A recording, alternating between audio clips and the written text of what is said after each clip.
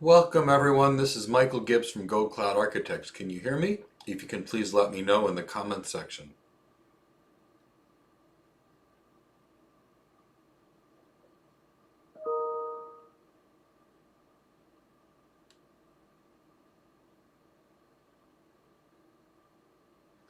"4D Robotics, hello, can you hear me? Could you let me know, 4D Robotics?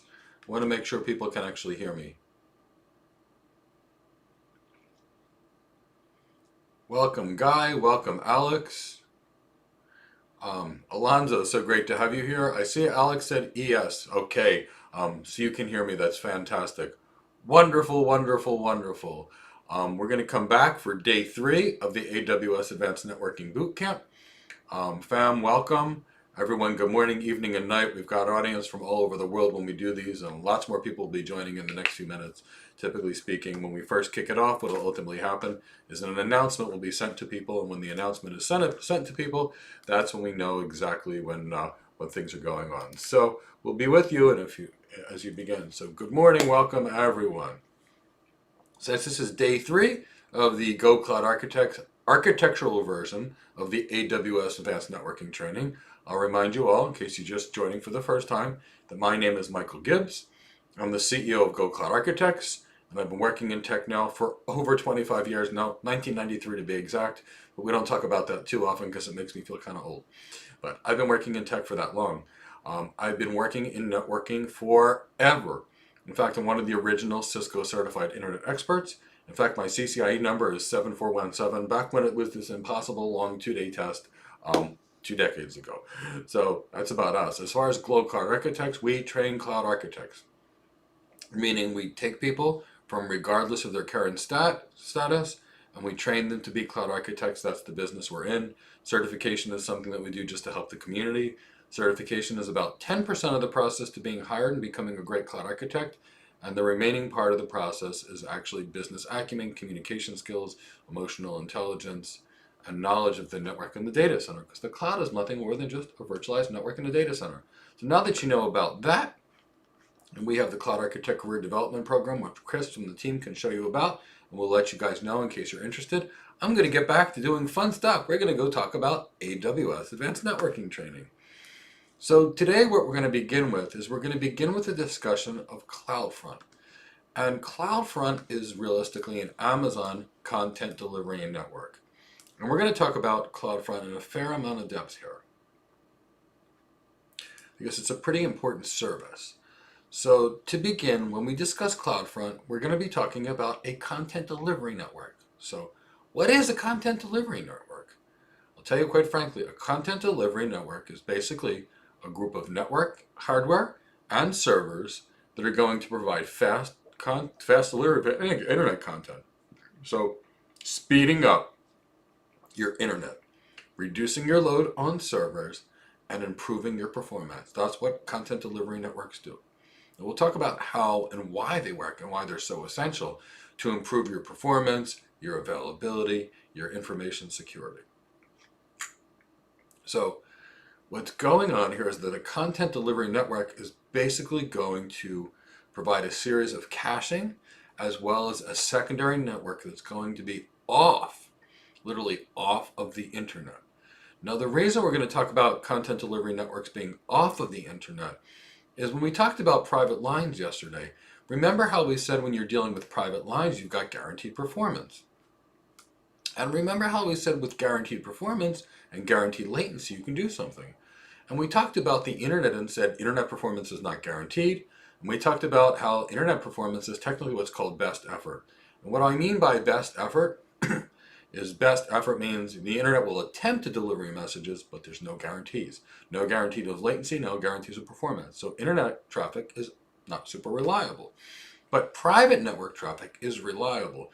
So when we talk about content delivery networks, we're talking about both caching, which we'll talk about in much more depth, but we're also talking about taking the user, getting them off of the internet and onto the content delivery network's private high-performance network backbone. So that's realistically what's going on. But cloud content delivery networks can also significantly enhance security and in some cases enhance availability. So here's what's going on. When it comes to a CDN, if people are attacked going to the web server day in and day out, it places load on the web server. And if invalid requests are sent to the web server, it could potentially hurt the web server or use the web server's capacity. But guess what? With a content delivery network, it's only going to forward legitimate requests to the web server and or requests to the web server that weren't there in the first place. So the CDN is really doing some pretty great things along the way. And that's one of the reasons content delivery networks can enhance security. But content delivery networks can also increase performance as well, because you're going to be off of the network. But they can also potentially help with availability. Here's what I mean by a content delivery network enhancing availability. Let's say you wanted to go to the gocloudarchitects.com webpage. Now let's say, for example, for a very short period of time, the Go Cloud Architects webpage, say the Go Cloud Architect was down, but I was on a content delivery network. So if the Go Cloud Architects webpage was down, but the webpage was cached in the content delivery network, users, if it's in the cache, might still be able to actually view my actual training. Meaning they might be able to see it if it is what's going on as if it's cached. So that's kind of where what we're talking about. Content delivery networks improving availability. So now that we know that, let's actually talk about like Cloudfront in a lot more depth, because that's a pretty important kind of thing to do. So bear with me, I'm trying to actually play this live so that I can actually see how much the delay is at certain points, so I can see what you're saying versus what I'm speaking.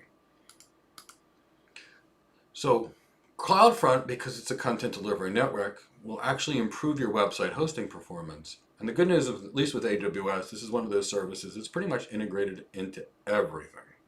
So improve your hosting performance. And what Cloudfront is because it's a content delivery network, it's going to be like anybody else's content delivery network, and it's going to have caching servers spread throughout the world. Now, if you'll recall, in day one, when we talked about the organization of the cloud, we talked about the region being a large geographic area. We talked about the availability zones being a data center in this large geographic area. And then we talked about edge locations. And edge locations are where users jump onto the content delivery network and get access to their information.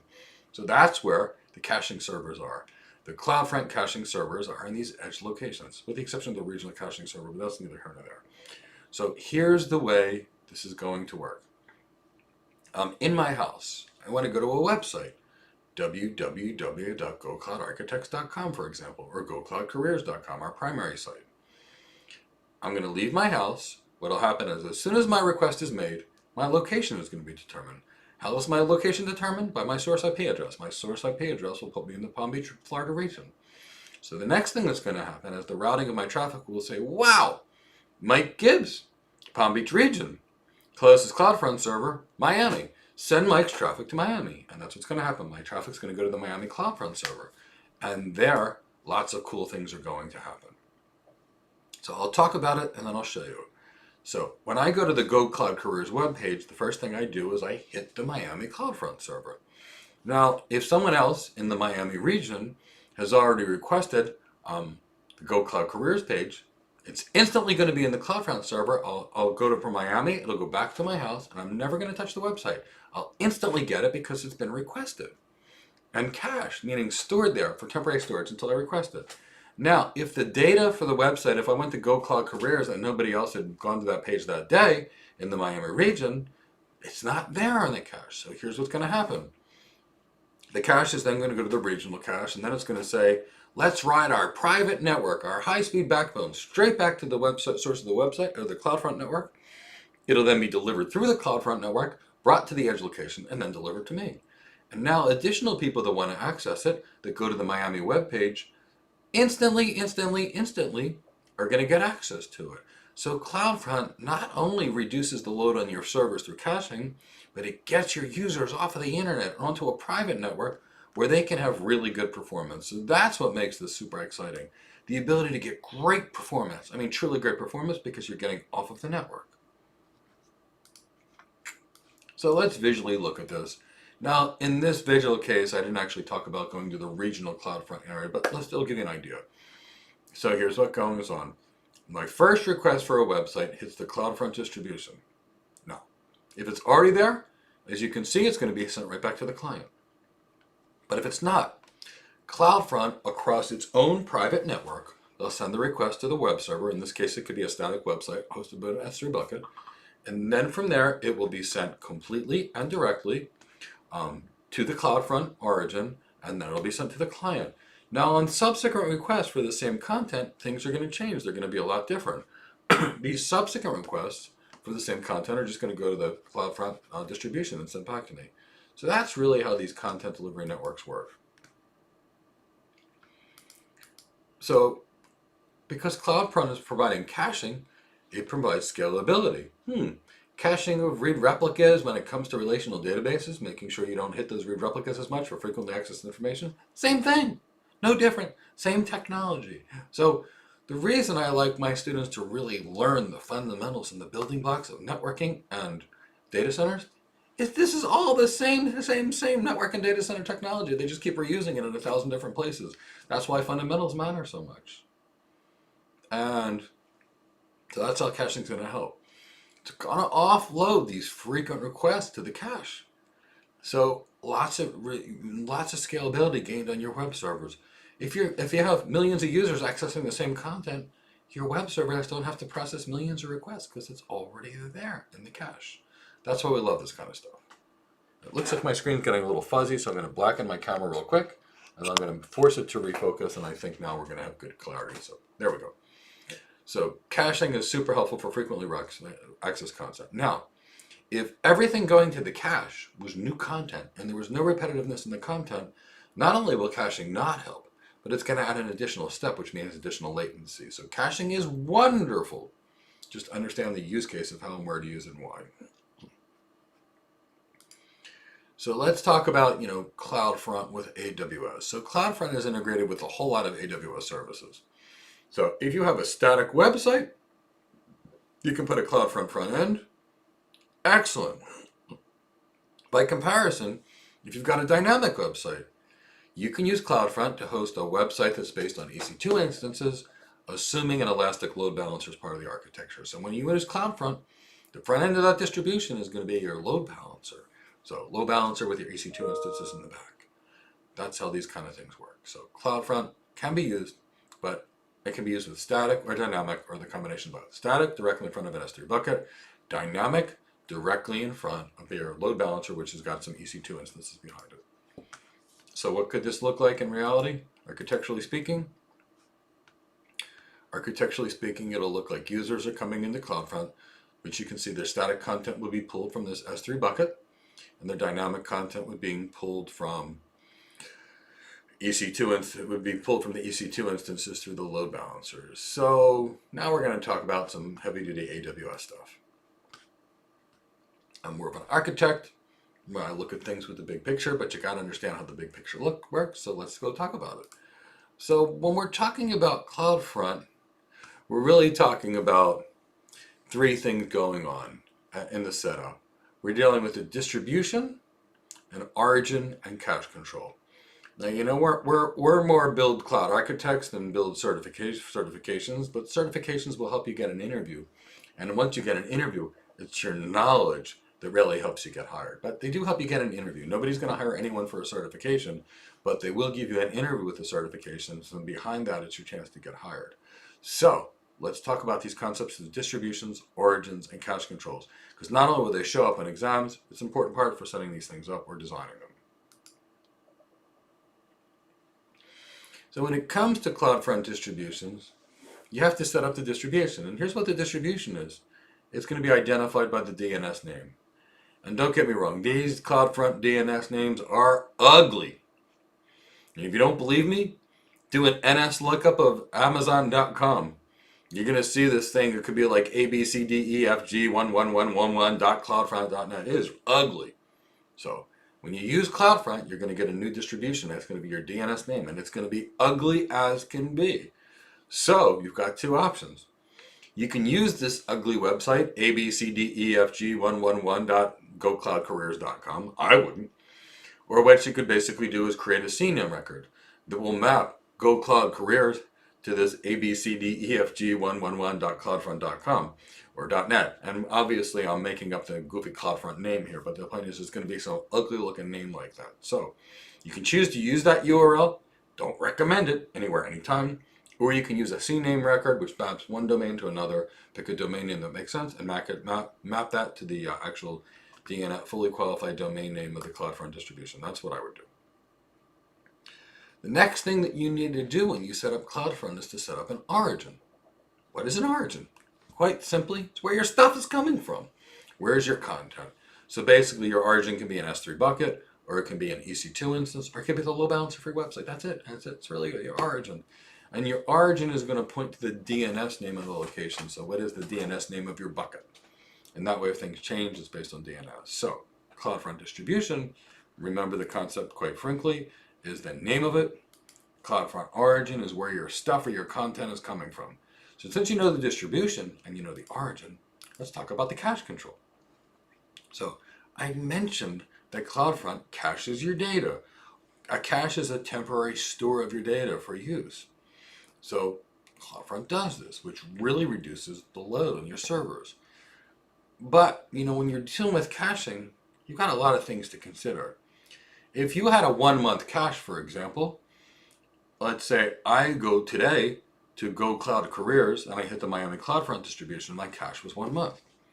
When I go tomorrow, it's still going to be there. When I go the next day, it's still going to be there. 3 weeks from now, the data is still going to be there. My data will be there for a month, which means if I update the Go Cloud Career page, no one's going to see it for a month. Why? The old content will be cached and will be served. So, cache control. When you're dealing with a cache, the longer your items are in the cache, the more scalable your website is going to be because it's going to be accessed less because the content will be stored in the cache, which is great. Now, the downside of that is the longer the cache, the less likely new content will be seen. So if you're a news site and you were to cache everything and you had a cache of a month, no one would see new news for a month. So your cache has to time out in a time that makes sense based upon your content update strategy. So if an organization updates content once a day, the cache has to time out within 24 hours. Now when you're dealing with Cloudfront, it's got a default cache time. But as it turns out, it's 24 hours. So realistically what's going on is that's the way the cache works. So longer caches, reduced server load. Longer caches, more static data is going to be there. So you can modify how long data stays in the cache by simply modifying the TTL. Now when you're dealing with caching, sometimes the cache gets corrupted and you've got bad data in the cache. And sometimes you need to clear the cache. And you can do that via the CLI or the API. If you need to clear the cache, and normally speaking, we're not big on commands because we're architects, but when you're dealing with caching, every once in a while a cache gets corrupted, you'll have to clear the cache. You can clear the cache with the command that we just dropped in here. This is the cache clearing command. It's so important to be able to know how to do that we actually wanted a list of the command.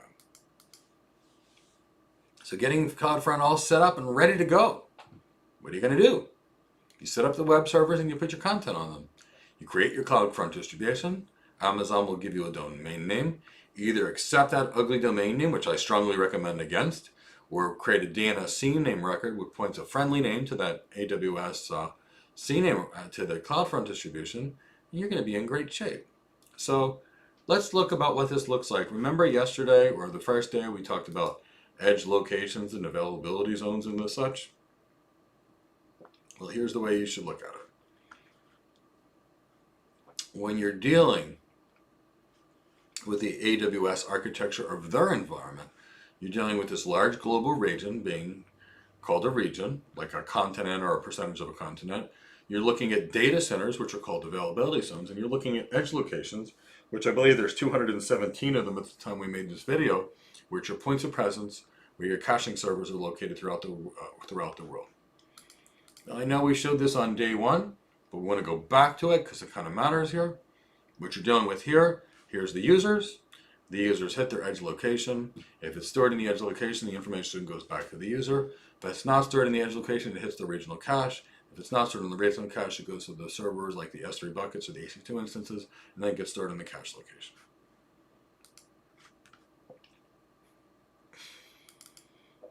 Now let's talk about some private content. Typically speaking, you're using Cloudfront to serve a public website. But what if you don't want to use a public website? Maybe you want to restrict access to the content, maybe to paid website subscribers, Maybe you want to use the CDN for some private applications. There's a couple ways you can do this. You can set up an origin, access, and identity, for example, to restrict the S3 bucket to certain individuals, possibility 1. You can use a signed URL, possibility 2, and you can use a signed cookie. So just understand, if you're going to use Cloudfront for private content, you can set up an origin, access, identity and restrict the content to certain places. You can use signed URLs or you can use signed cookies. Now, when you use pre-signed URLs for a content, it could be for S3 or something else. Realistically speaking, you're pre-signing things with your encryption key. So just keep that in mind. So to talk about some Cloudfront in closing, Cloudfront is the AWS Content Delivery Network. And when you're using Cloudfront, you can enable some of the AWS Security Services directly on your Cloudfront distribution. Should you be using Waff or Web Application Firewall, if that's your security policy, you can enable that on Cloudfront.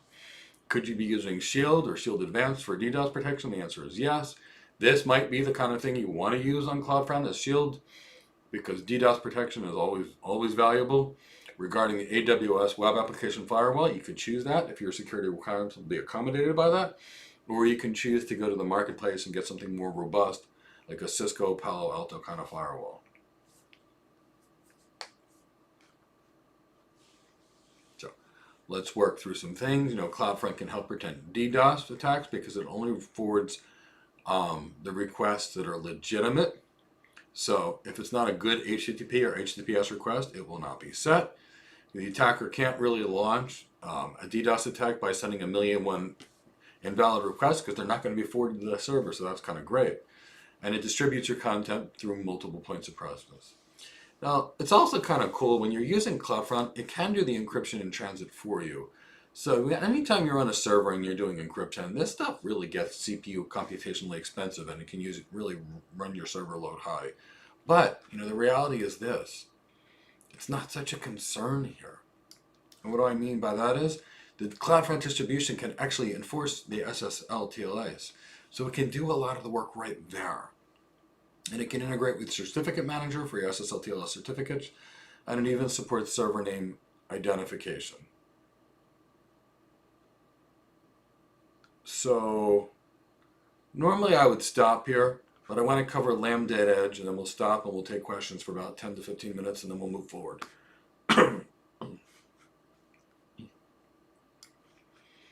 So when we talk about Lambda Edge, because this is, realistically speaking, this is a network one versus more of a solution architect training course, we're going to talk about Lambda Edge just because it's part of Cloudfront.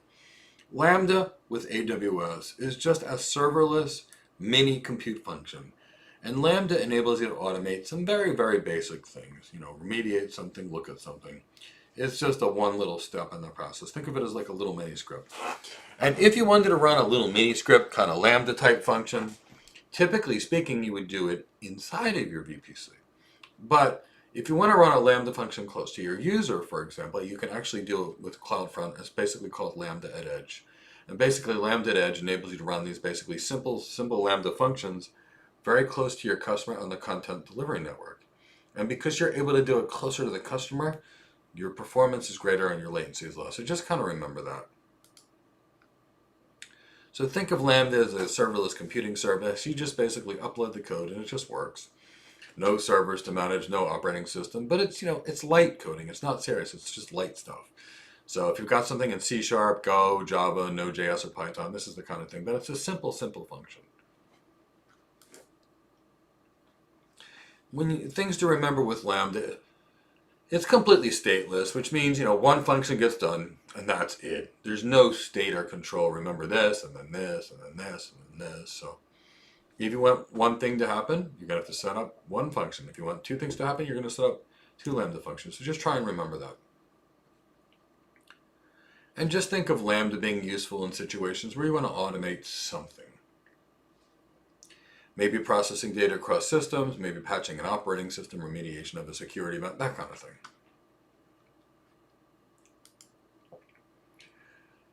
So Lambda can be run in response to something going on. So just kind of remember those things. But Lambda is really an automated kind of function. And typically speaking, this is what it looks like. I do a lot of work with video, so I could use Lambda functions to basically upload a video into S3. Then I could have that video transcribed because I got a Lambda function and move it to Amazon transcribed. We could then have another Lambda function basically send it to, say, an S3 bucket after an uncompressed video would be compressed. And I could even have another Lambda function is fan it out to basically send an email that says video is ready for download. These are the kinds of things that you can do with Lambda functions. Now, at this point, what I'm going to actually do, I'm going to take a break for a few minutes. In this break, we're going to ask questions. Chris from my team has probably been aggregating questions, and if not, from here, I will take some questions. So let's see if there's any questions.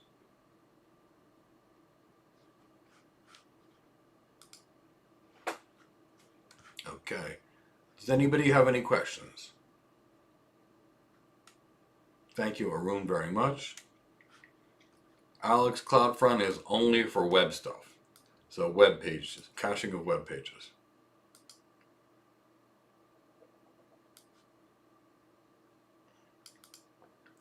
Arun, generally speaking, if you were to go purely cloud native, to go from one cloud to another cloud, it's incredibly challenging if you go cloud native. Because Lambda functions are so basic and they're so simple, Lambda functions are the kind of thing that can be moved quickly and easily to another Lambda function equivalent on another cloud provider. So this is one of those functions that you can actually get away with, that are simple to use, that are not the kind of thing that necessarily has to result in multi-millions of dollars of refactoring should you have a problem with a cloud provider. So Lambda functions can fit into an architecture quite nicely in a lot of places. So Balwinder's question is, are all CDNs set up at edge locations? All CDNs have some version of an edge location where they're closer to the user. They may call them different things, but they're basically set up in a similar sort of fashion, yes.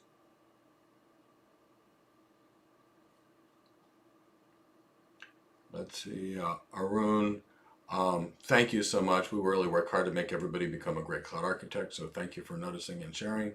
Jeannie, welcome. So good to see you here. I know where you're at right now, so welcome, welcome, welcome. And Alonzo, why is Lambda limited to 15-minute capacity? I am completely not sure of that. I don't want to give you bad information, Alonzo.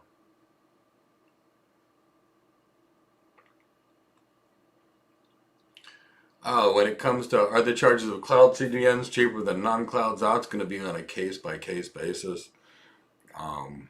Is it cheaper to use Cloudfront versus Akamai? That's going to be dependent upon so many things, what negotiated rate you get from each one, your actual pattern of usage of data. So I can't necessarily say the cloud is cheaper. I can't even say that cloud is cheaper in general. It can be under certain use cases and certain traffic patterns, and in other cases the cloud could be more expensive. So it's really about your architecture and the actual use case that determines, whether it's better, faster, and cheaper on the cloud or off of the cloud.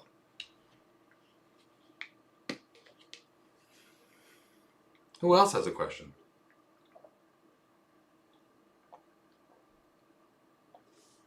William Wallace, I think we're able to clear this up, but by your message. But if we didn't, make sure you ask another question. I want it to be very clear for you.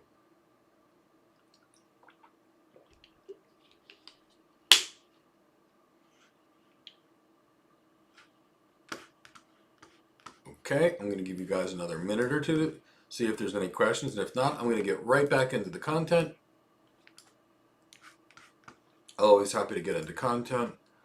Chris from my team is letting people know, about our training, as well as, how to get it. And what else was I going to say? And we're also going to list list our office in case anybody's interested in our training. Now I see another question popping in, so I'll be thrilled to do this. All you know is cloud CDN increases latency, definitely, but it costs, yes. So anytime you're dealing with a content delivery network, it will add an additional step. Anytime you add an additional step, for example, it could add latency. Having said that, if, for example, you go straight to the Cloudfront distribution, instead of hitting the web server and writing the entire internet, latency will be reduced dramatically. So it all depends on what's going on. If I go to the Miami Cloudfront distribution and it sends it right back to me, Very low latency. This is awesome. But for example, and it would be much less latency than if I went to the page that exists in California. But if I went to the CloudFront location and the web is in California and it was new content that I was asking for instead of established content that was already there, it would add an additional step of latency, which may be mitigated by writing the content delivery network's backbone as opposed to the internet, but it could go either way.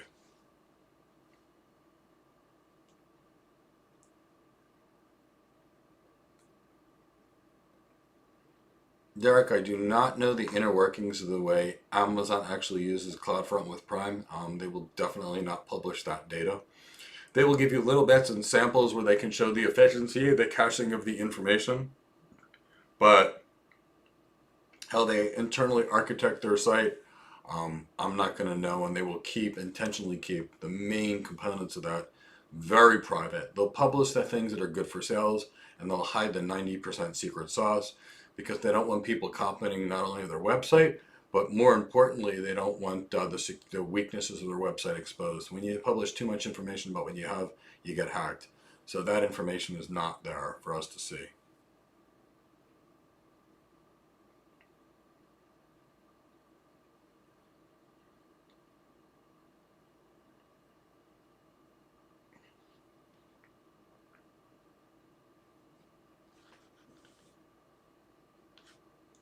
CloudFront supports cache control. I do not configure CloudFront headers since most of the work that I do as a cloud infrastructure architect is designing systems and designing networks. I'm not really playing with CloudFront cache controls. There's a different team that would typically be involved in that, but it does support cache control regarding things in header, not something I've necessarily worked with.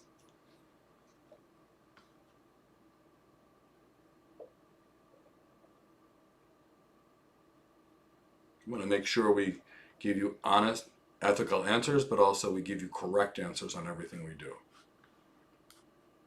And when it comes to little things like pricing and things that are very frequently ready to change, strongly recommend you go to the Amazon pricing page every single time. These things could change in a day, a week, or a month, so you really want to access really good information. So what I use Route 53 routing policies, you would use Route 53, for example, to set up your CNAME record. You would use Route 53 for your DNS policies, so you sure would be using Route 53 if you were using AWS's DNS, William. Otherwise, you could be using somebody else's DNS or your own DNS.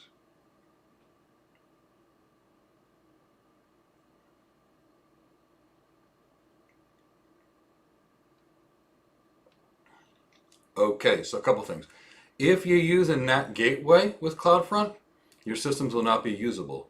So NAT gateway is egress only, meaning if you want your users to be able to get to the internet and then have their return traffic back, Arun, you can use a NAT gateway. But if you want your servers to be reachable from the internet, you can't use a NAT gateway. You must use an internet gateway along with something that has an elastic IP address like the front end of the load balancer. So NAT gateway, egress only. You go out to the internet and your traffic's allowed back. But if you want your web servers to be reachable from the internet, you need an internet gateway and a public address, and that's what's realistically going on. CloudFront is pointing to the distribution of the public IP address of the load balancer. Arun, if you've got more questions, I'm happy to answer that. So CERT RS. How do you go from a traditional network engineer to a cloud network engineer or a security engineer? Very easily. The network is the cloud is a virtual network and a virtual data center. So if you are a network engineer, and the type of network engineer that I'm referring to is a network engineer that is really heavily based upon routing. So network engineering things that you need to be really good at are understanding VLANs, which most people do, understand 802.1q tagging, which most network people do, understanding route summarization and route aggregation, which most senior engineers do, understanding QoS, the port aggregation protocols, Ether channel, that kind of sort of thing is super important for users to need to know. Certs RS. Then BGP is a must. And BGP in enough depth to traffic engineer these kind of things is super critical. And then if you're a network engineer, you've probably only focused on routing protocols and switching protocols, like me. In fact, I spent 5 years doing nothing other than BGP, and another couple of years doing nothing other than IP multicast routing. So then you need to learn the network and the data center. So now that you know the network, you need to learn the data center. That means server virtualization, that means containers, that means learning firewalls and VPN concentrators, which you may or may not have worked with. After you've learned these things, you need to learn Microsoft, because you probably never used Microsoft stuff, so you got to learn Microsoft Active Directory. Because network engineers, we don't touch anything that's not a router or a switch. Then you may or may not need to learn DNS, because most network people do not, because they focus on routers and switches, and it's usually sysadmins that are doing the DNS, so you need to know that. Then after that, you need to understand the way these applications and pieces of parts are put together. You don't need to be a programmer, but you need to understand that. And then coming from a network engineer to a cloud architect means now you got to remember engineering is building stuff and architecture is designing stuff. So you have to learn architectural design, certs RS, how to build and how to design things, which we teach obviously in our architecture training programs. So you've got to learn design. And then you've got to learn how to present these designs to the CEOs, the CFOs, CTOs, CIOs, and then speak to the communications manager and get all your business, legal, and technical requirements for the executives. That's how you go from network engineer to this. I've done it. I've got a tremendous, tremendous number of friends that have done it. And it's very easy for people to go from a network engineering role to a principal or distinguished architect role as a cloud architect, because we have such strong fundamentals. That's the process. There's a training program that we have that helps people do it. We do it every day. I listed the link to that for you, certs RS. So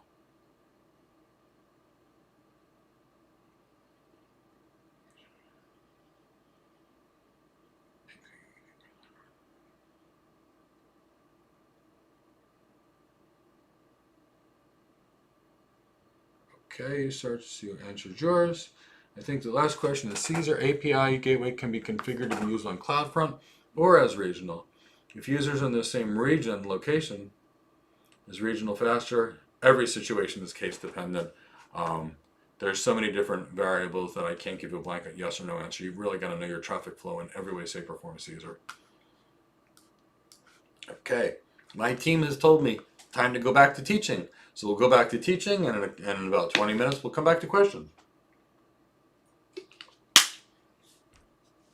So let's start talking about securing the cloud. We're going to talk about stuff from a lot of different perspectives. Personally speaking, I love talking about security because I've worked in it for a long period of time. And when you're designing 5.9 systems, meaning 99.999% available, of which there's only a small subset of us in the world that have actually ever done this before, but when you're part of those organizations that are doing that, you've got to have security. Why? If you get hacked, you're down. And if you've only got 5 minutes and 15 seconds of downtime per year, which is all you get in 5.9's availability, 99.999% of the time available, and you have a security hack, you lost your 5.9's in one hack. So this kind of stuff is really, really, really important. So make sure you get there. So there's lots of ways people look at security, but we're networking people today. In Knowledge Drive, I have technically 28 years experience, almost 29. And 20 plus years helping people find their first tech job. So it's been a long time. Long enough that I'm not afraid to say what I know and what I don't know. And so let's talk about network security. Networking is one of the absolute best places you can secure your systems. And networking people, we know this, and non-networking people think security is actually IAM. It's part of it, but it's only a small piece. We're not going to cover IAM here because that's covered in our free AWS Certified Solutions Architect Associate and Certified Solutions Architect Professional Training Program. So it kind of gives you that kind of concept there. So today we're going to cover network security. So this is going to put you guys in the forefront of knowledge of security. And when we're here, we're going to talk about lots of different things. We're going to talk about the principle of least privilege. We'll talk about multi-account strategies. We'll talk about network ACL security groups, Waff. We'll talk about IDS, IPS systems. We'll talk about DDoS attacks. We'll talk a little bit about CloudFormation. We'll talk about the service catalogs, and we'll talk about the systems manager parameter store. And of course, my favorite, we'll talk routing too. So when it comes to securing your systems, who's responsible? Now, the first thing is this concept of this AWS Shared Security security path. Now, let's take it from the traditional world. In your data center, like it's so obvious. It's up to you. You manage it all. Now, when you take this stuff to the cloud, AWS or GCP or Azure or Oracle or Palo Alto or Cisco or Dell, any of the company or IBM, any of these companies with a cloud, you're kind of in these environments.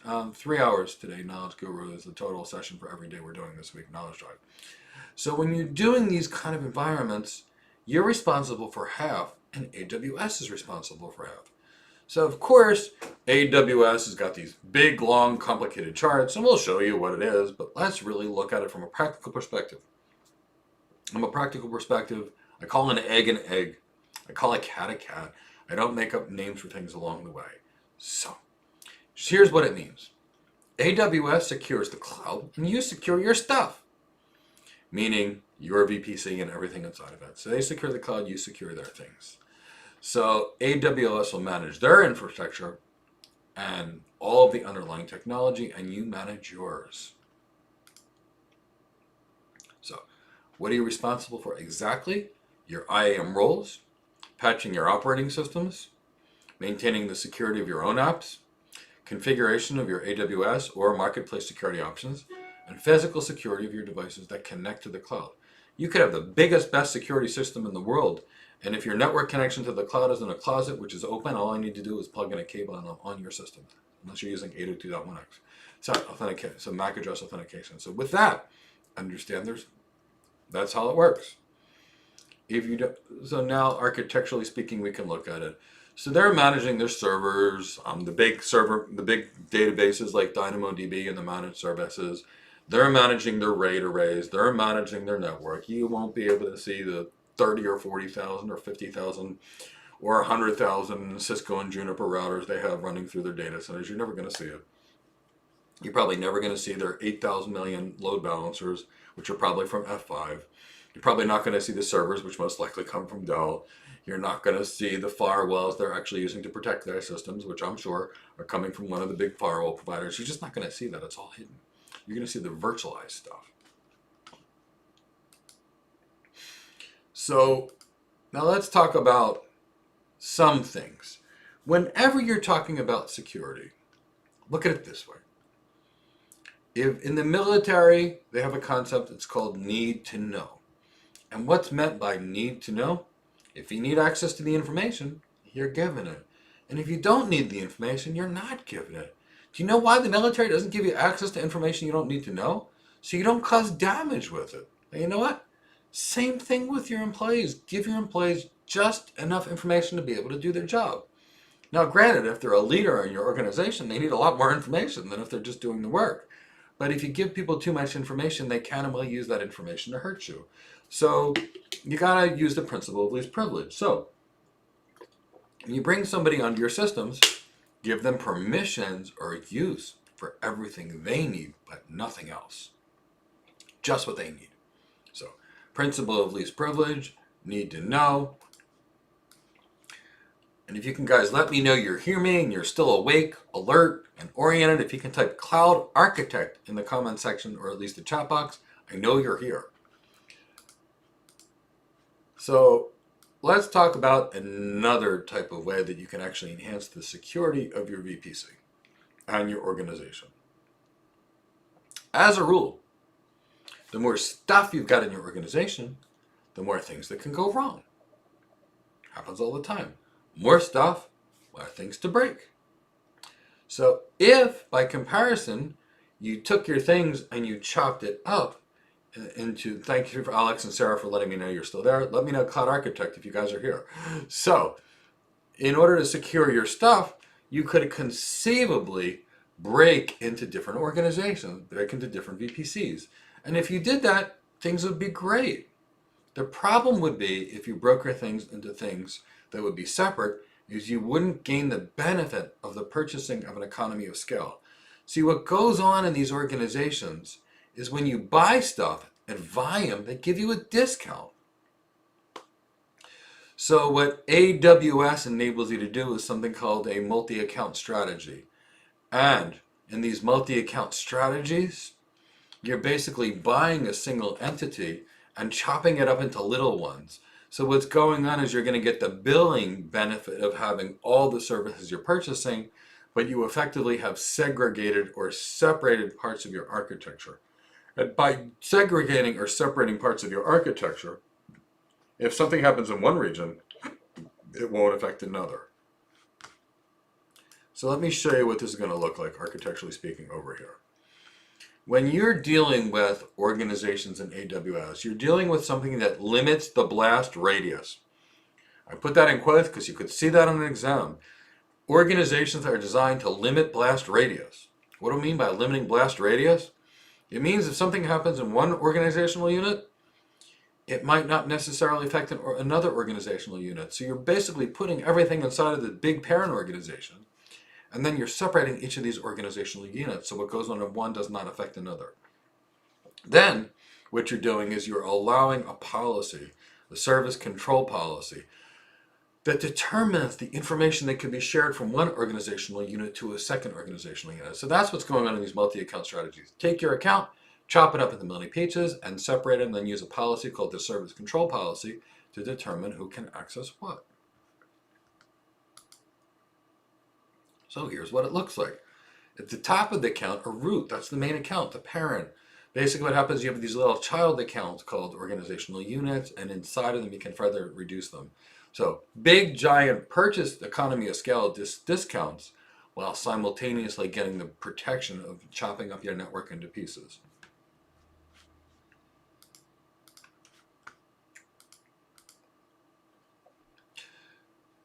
So let's talk a little more about multi-account strategies. Multi-account strategies are really good because they isolate things. So you can reduce the visibility of workloads between one part of your organization, reduces the blast radius. And let's say you've got some private or sensitive data. By using an environment like this, you're going to keep your sensitive data sensitive. So lots of great things can happen from using multi-account strategies. Now the next thing we're going to talk about are firewalls. But before we talk about firewalls, I want to talk about network security. So in order to reach something, you need a route to it. If you don't have a route to it, you can't reach it. So for example, if I wanted to keep someone from reaching something, all I would have to do is keep you from having a route. I'm going to say this again. From a networking perspective, you can't reach it if you don't have a route. I see Ian is here. Ian's in England. There's no road for me to reach Ian and have a red stripe beer with Ian, for example, or some jerk chicken with Ian. Ian happens to be Jamaican. I love Jamaican food. I cook Jamaican food when I have the chance. So it's not like I can just drive my car to see Ian because there's no route. I have no ability to get to Ian unless I take an airplane. The airplane has a route. How hard is it for me to see Ian? Not that bad. I call, I buy an airplane ticket, and I see him. But what if there was no plane and no boats? I couldn't see Ian. Well, that's what happens with routing. If you don't have a route to something, it's not reachable. So the first tenet of security when I look at things, control your routing. Don't share routes with people that don't need it. If you don't share your routes with people that don't need it, they can't reach you. You can't hack something you can't reach. So before we talk about IAM and multi-account strategies and firewalls, isolate your routing. And we do it all the time. So when you're providing routing information to your VPC, only give this routing information to the people that truly, truly need it. And that's how you can limit things. So networking, great place to do it. Now when we're talking about network security, what else can we do? On the data center that connects to the network, we can do QoS. So remember, we're going to have these direct connections. And why would we use QoS? People might say, Mike, we've got a 100 gig connection between our data center and the cloud. Why do we use QoS? We got a big fat pipe. We could never fill it up. Well, here's why you use QoS. So about 18 years ago, I designed a voice over IP solution for one of the largest banks in the world. And I said to them, you need to use QoS. And they said, we don't need QoS. We're running gigabit Ethernet to the desktop. And I said, you need QoS. And they said, why do you need QoS? I said, what happens if you get a worm and the worm fills up your pipe? You won't even be able to place a phone call to say, hey, my phone's not working. Company didn't believe me. They bought the phone solution with the exception of the QoS. One worm and virus came, took down the entire voice network, and they couldn't even call anybody to say anything about it. So, QoS. You run QoS on your link between your data center and the cloud. You get hit with the worm, and you limit traffic to prioritize things that matter first over non-priority. If you've got QoS coming, you can literally protect yourself against some outages. So what did we talk about on the network side? QoS policies and limiting routing information. Lots of things you're doing on the network side long before we start talking about network ACLs and things like that. So what about authentication? We need to make sure that users cannot get on the systems unless they're allowed. In the data center where people plug in their computers, remember that the data center has direct connection or VPN to the cloud. If people get on there, they can access it. 802.1x, meaning don't let it, when a user plugs in their computer to the network, check their MAC address. See if their MAC address is allowed onto the network. If it's not, or their Ethernet address is not allowed on the network, don't let them on. So these are some of the things you can do with the network. So granted, we talked about the normal things, but I wanted you guys to know the network things that we can do as well. And there's a lot more networking things we can do. And if you guys want to know about deep network security architecture, comment network security architecture, and we will have a webinar. We will focus 2 to 5 hours on nothing other than high performance network security architecture. We'll have a big party. So if you want that, comment network security architecture. And while we're waiting for that, now let's talk about firewalls. So what is a firewall? A firewall is simply a device that you stick at the perimeter of your network to keep bad guys out. Firewalls basically block all incoming things unless you permit it otherwise. So how do you protect the edge of your network? You add a firewall. Firewall limits all access to everything at the edge of the network. And when you're using a firewall, they're stateful. What is a stateful firewall? A stateful firewall is a firewall that tracks what's going on. What do I mean by tracking what's going on?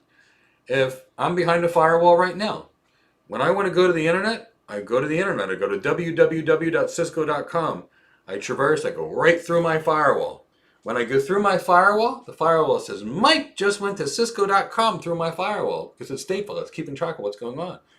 Then when cisco.com answers me, it goes through, and the firewall says, oh, it's Mike's traffic going to cisco.com coming back. He's allowed.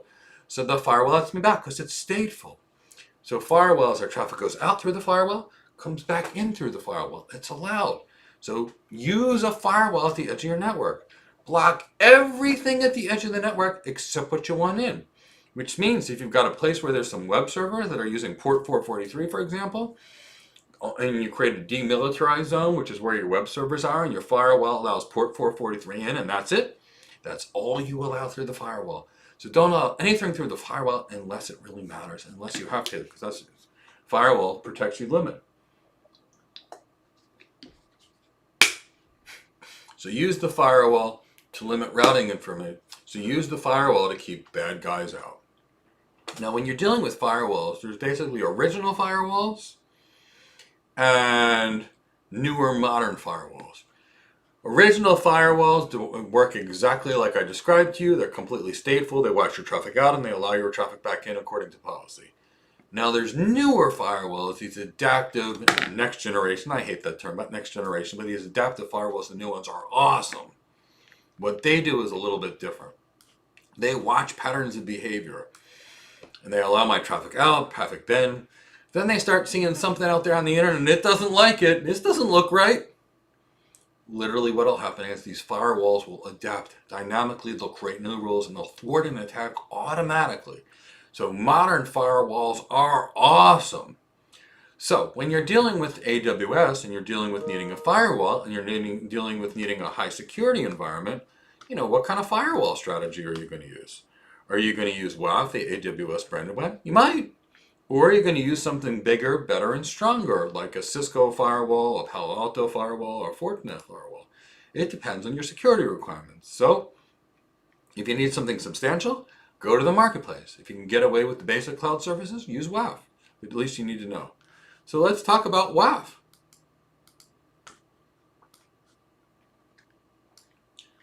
Waff is a web application firewall that protects against attacks. And what's going on is it's looking at HTTP requests for exploits. And, Waff will work with Cloudfront Distribution, Amazon gateways, REST APIs, or application load balancer. But basically what's going on is it's going to block connections at an edge location, hopefully, long before they get to your network. And you can control content that you specify. So Waff provides granular access. So it's relatively good in terms of the creation of access control lists, rules, or rule groups. And what's going on is you're basically putting in stateful access control lists that either no, allow, or deny. And you're just creating rules or rule groups, which are collections of rules. And you can look at the metrics of what's going on here. So you enable Waff on the application of the device. You create a policy that which you want to use. Waff will be looking at your traffic based on the policy that you've created. And it's either going to permit or deny your traffic. And if an attack occurs, new rules will be created that will mitigate the attack. So remember, Waff integrates to basically provide lots of extra visibility and things that are going on. Architecturally speaking, what does it look like? It looks like as follows. You place Waff at the perimeter, you stick it on CloudFront, load balancers of the such, set your policies, and theoretically should monitor you. And this is what it's typically going to look like here. You could place, your Waff and Shield on a load balancer, your internet gateway, something on your CloudFront distribution. But you're popping it here on the front of your network and you're protecting it. And then you're going to protect your subnets with a network ACL, and you're still going to protect your servers with a security group.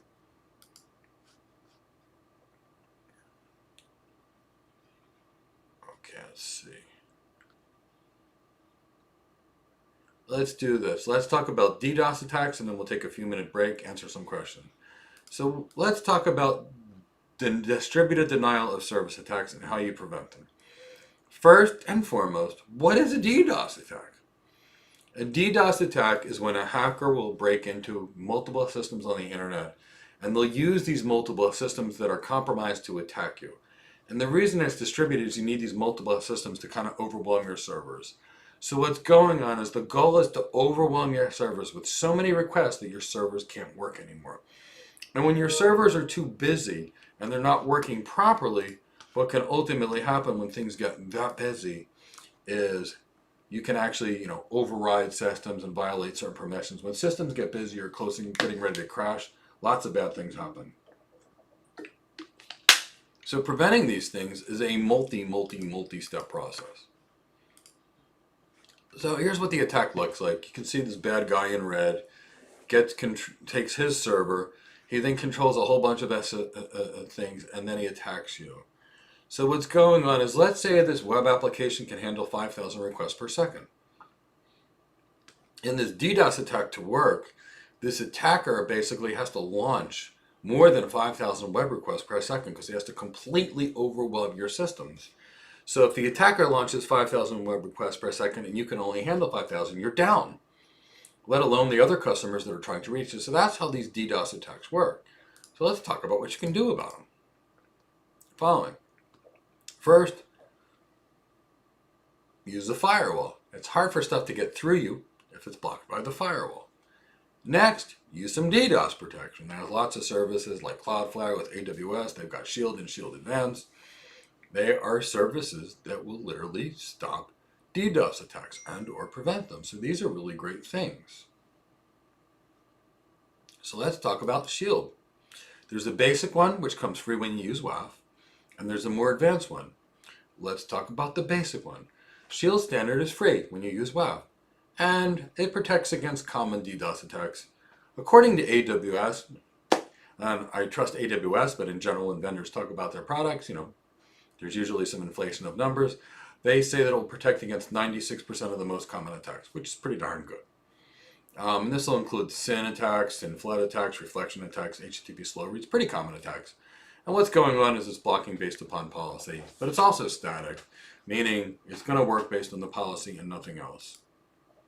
Now, if you're dealing, for example, with Advanced Shield, this is where it's going to get a lot better, because the Advanced Shield basically is much more substantial. And again, it's an additional cost. But Advanced Shield is more intelligent, so it'll do attack detection and mitigation. It's closer to the things you'd be getting with the next generation firewall where there's some adaptivity there. and it gives you some visibility into layer 3, 4, and 7 attacks. And the good news is if you're using Shield Advanced, you've got a DDoS team with Amazon that you can call 24/7, assuming you're a member of business or enterprise support. So while we didn't talk about it here prior to going to the next topic, I want to talk about auto-scaling and the concept of DDoS protection. Auto-scaling may be one of the best, absolute best forms of DDoS protection, and here's why. And I always talk about this, and people always say, Mike, DDoS protection, auto-scaling, you sound a little nuts here. So let's go back to this attack that I was telling you about before. And I want you to understand why auto-scaling is so helpful. In this attack, let's say this web server, web application can handle 5,000 web requests per second. And the attacker is attacking with a rate of 10,000. This completely overwhelmed this server. And let's say the attacker is capable of attacking with 10,000 web requests per second right now. Let's say if this web server, which can handle 5,000, auto-scales and can now handle 50,000 because it added 10 web servers. And the attack is only coming at 10,000 web requests per second.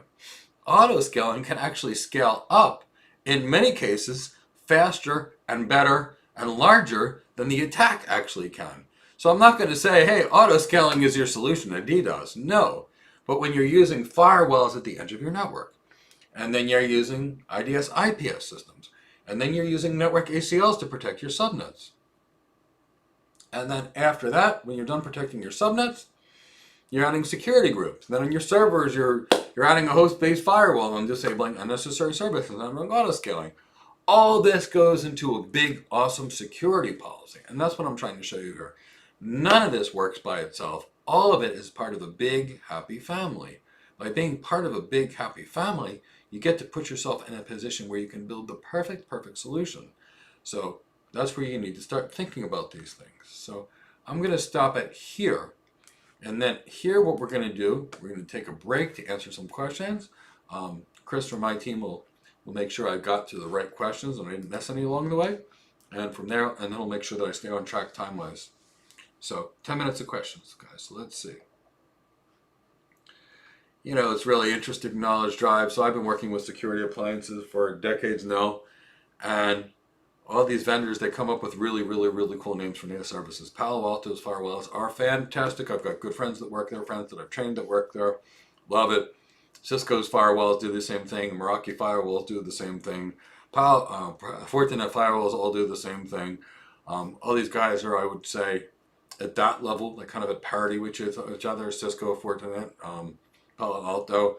And what I mean by that is one of them will make a better solution product for one day, and then the next one will be better for 3 months, and the one after that will be better for 3 months. So they all go back and forth, but the Palo Alto firewalls are fantastic. Use them in a lot of cases and absolutely love them. William Wallace, is it worth paying for Advanced Shield or go to the marketplace? Well, generally speaking, the kind of designs I would work with, I would do the following. I would probably use a firewall out of the marketplace, an IDS IPS system from the marketplace. I would probably use Shield Advanced for DDoS protection because you need to kind of layer them all together, William. So you need a lot of layers. You might need 6 or 7 or 8 security things, especially if you're dealing with a bank. When you're dealing with a bank, you're dealing with 8, 9, 10 plus layers of security, and I deal with a lot of banks, and doing that, I'd probably use Advanced Shield, then I would probably use a Palo Alto or a Cisco firewall because they're the two that I find the best in my experience of working with them. Then after that, I would use an IDS IPS system. Then after that, I'd be using network ACLs. Then I'd be using security groups. Then I'd be using host-based firewalls. My Linux systems, because they'd be the only systems I'd have, would be hardened, be running anti-malware protection, host-based firewalls, be locked down in every way. Unnecessary services would be disabled, you name it. I'd be running minimal installs of my operating system. I'd have incredibly strong functions and those kind of things. So the answer to that would be yes. Maxim Semestro, I don't really understand the difference in functions between security groups and WAF. Can I explain? Chris, I've got 6 minutes, right? Okay, so let's do this. Let's actually walk through what these things look like from a layered perspective. Bear with me 1 second, and I will draw them out for you. So let's do a nice little whiteboard session here. Maxim, let's answer your questions. So let's look at it this way, Maxim. So we're going to start from the edge and work our way in.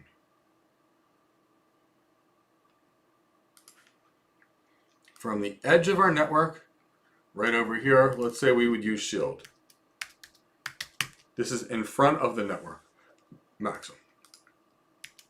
Right behind the network, this we're going to use a firewall. A firewall is going to keep bad guys or hackers out of your systems. So, at the edge of the network, firewall. Now, the firewall is like the wall around the castle. And the wall around the castle keeps bad guys out. Now, in a castle, should somebody get past the castle wall, they typically have this big thing of water. It's called a moat. And there's like alligators and sharks, and there are all these evil things that'll eat you if you get past the firewall. That's called the moat. And right behind the moat, there's typically these knights, and they're in armor, and they've got all these swords and javelins and things like that in a castle. That's your intrusion detection, intrusion prevention system. So what's going on is at the edge, you've got some DDoS protection.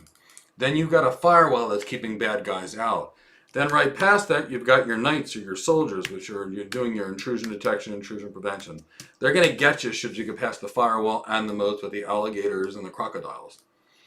Now this protects entry into your network. Now once they're on your network, you've got subnets in your network. So you got to protect those subnets. So those subnets are being protected by a network ACL or an access control list that protects the subnets. And then after your network ACLs, Maxim, you've got your servers. So this is going to be your servers. But how do you protect the servers? You put a security group in front of them. So network ACLs protect the subnet, security groups protect the server. So then on your server, what you're going to do is you're going to put a security group. Then you're probably also going to put a host-based firewall. You're also going to put some anti-malware like antivirus. You're going to disable unnecessary services. That's kind of the way you're going to lock this thing from the outside in. Maxim, did I answer your question with regards to the difference of Max and Shields? So, Chris, thank you so much for what you're saying. We really do everything we can to help this cloud computing community, cloud architect community. We love this community. And William, what I described would be included in pretty much every single architecture that I would design. Now, William, would this the security architecture be everywhere? No. This, the kind of architecture that I'm talking about, is a big global enterprise security architecture. If you're working in the finance space, they will be using this every time. If you're dealing with a global retailer, they'll be using this every time. If you're dealing with a company the size of AWS, they're going to need something like this every single time. If you're going to be dealing with any big global enterprise, the kind of people that are going to pay a cloud architect real money, they're going to be doing these kind of things. If you're taking a 50-person company online, they're not going to be doing this.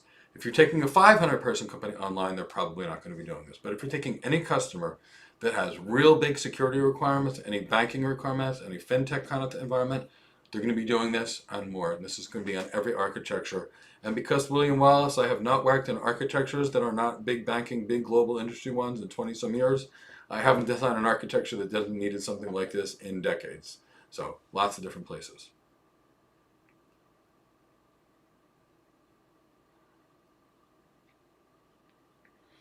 And generally speaking, Juniper Networks made some really good IDS, IPS systems, Cisco and Palo Alto. Knowledge Drive, in a lot of these cases, some of these things are actually now integrated into the firewalls and it's becoming blurry lines, but there's still different options for different cases, and you got to look at it in a use case by use case basis. Did I miss anybody? Is there a need for WAF? Knowledge Drive, there's always a need for a firewall. Anytime you're connecting to the internet, you need to protect your systems.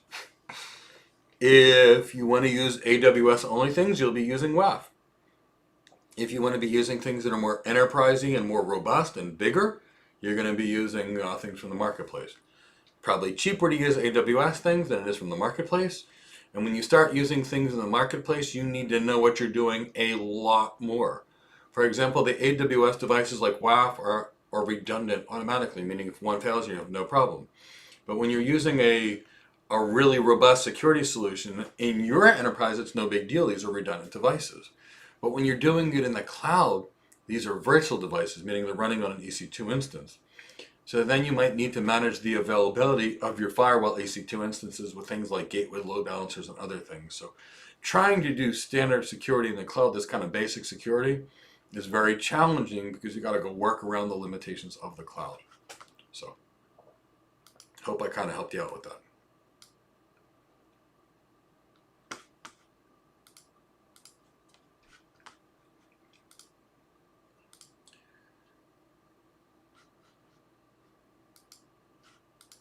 So let's talk about CloudFormation.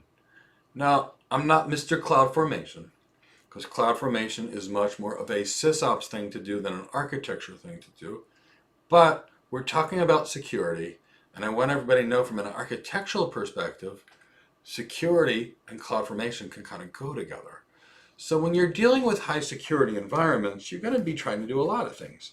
First, you want to keep bad guys out. Then you want to make sure the users inside your things can't break anything due to accidental things or malicious. And you want to make sure your systems are hardened, meaning they're less vulnerable. So I will tell you, in my life experience, what I used to like to do was I used to do experimentation days when I was younger. And when I was a junior network, I was a senior network engineer, I'd never been junior, but before I was an architect, that was the most junior job I had. I'd run around the network, I'd create span ports or mirroring ports on switches, and I'd be plugging my sniffer in everywhere. The sniffer is a protocol analyzer. And what I was actually doing is I was looking for things that were plugged into the network. And let me tell you the things that I found. I found what the network was used for. Music streaming services. Users were buying stuff all day. Users were posting illicit materials and videos on the internet. Users were doing all kinds of things. Guys had backdoor servers that they plugged in so they could watch TV from home over video streaming. You never know what you're going to find on a network until you look for it. And trust me, your users will create 8 million backdoors to your network and security holes and network holes like you can't possibly imagine. So when you can automate what people are allowed to place on your network and limit it to that, it's helpful. So if you have some form of a CloudFormation template or some kind of template set up where basically you can have an image or a hardened operating system for your servers and everything that's been designed exactly the way you told it to be, and you can deploy that same operating system in the exact same way every time, fully patched, known vulnerabilities closed, now you're in a more secure situation. And CloudFormation enables you to do that. It enables you to template a good configuration. And because you can template a good configuration, guess what? You can make sure that only the good one is what's launched. So, love the concept of using CloudFormation to template known good configurations of your services, because it'll help you make sure that everything you place on your system is what it's supposed to be. So now you know about CloudFormation and why we use it in the context of security, or we talk about it in the context of security. So there's templates available for a multitude of options. And when you're writing these things, typically think of a YAML format like you would for a container, or JSON like an IAM policy. What you're going to do is you're going to store your basic code in an S3 bucket. And you use the code, be it the console, CLI, or API. And realistically speaking, the CloudFormation is going to provision your things. So, and Rob will get to your question very soon. Chris, take his question now, please. So while we're here and going through some of these AWS services, let's talk next about the service catalog. The service catalog is another good way to limit what's placed on your systems. Can you tell what I'm trying to do here? We're trying to limit all the stuff you can stick to the systems to the stuff that's safe, not the non-safe stuff. That's all. So when you're using the service control catalog, you can basically limit what's placed on the network. Here's what you do. You create a list of approved things. Amazon machine images, servers, software databases, architectures, and that's it. And you limit the ability for systems administrators to turn on anything that is outside of the service catalog. You can only do things that are allowed. Because you're only doing things that are allowed, you can only allow highly secure things onto your systems. How cool is that? Only secure stuff. Wow. keeps you from having non-secure stuff in your systems. And yes, I use the term stuff. English is not spoken as a primary language in my house. Greek is. And I have this really sweet mother-in-law. She's 82 years old, and she learned the word stuff, and it kind of stuck with me. That's how she describes lots of content. I absolutely love it. So anyway, it's been integrated into my vocabulary as one of those completely non-professional words that I just think is cute. So anyway, let's talk more about the service catalog. Here's what it's going to look like. You got a user. They hit the service catalog. It says you can do this CloudFormation template, and it allows them to launch a certain number of things. That's how these things kind of work. Keeping you limited to installing things that are safe. Lots of environments where you're allowed to be in places where things are safe. They lock you down to the things you're allowed to do. That's all the service control catalog does. So now we're at looking at some of these kind of concepts. Let's start looking at the next thing. And this is the Systems Manager Parameter Store. So what's going on here? And I don't make up these names. These names are crazy. Let's say, for example, passwords are part of your security policy. And the more secure your systems are, the more secure passwords are. If and when you need them, you're going to use the better. So if you have to use passwords, and there are passwords that are required, or database strings or license codes, where do you put them? Do you put them on a sticky note on your monitor? Trust me, in all the organizations I've seen a lot of that. Not recommended. Do you store them on Notepad and store the file on your desktop? Again, not really recommended. Do you store them in a folder on your hard drive? Not recommended. Do you have a folder and a contact list in your phone? Not really recommended. So, this is what goes on. If you've got to maintain passwords, database strings, licenses, you got to do something. And AWS has a secure environment to store your passwords. They call it the Systems Manager Parameter Store. Of course, if they were like me, they'd call it Password Store. But, they got to make it complicated. They got to have the marketing team make it sound cool. They got to make it so complicated that you need a certification exam to understand the name of the service and what it actually is. So, Systems Parameter Store, place to store your passwords. It's really all it is. So, if you've got sensitive information, store it there. You can encrypt your information, so separate. By doing it here, it keeps your code away from your passwords. Provides a great way to audit access. So in other words, it's going to store your passwords for you.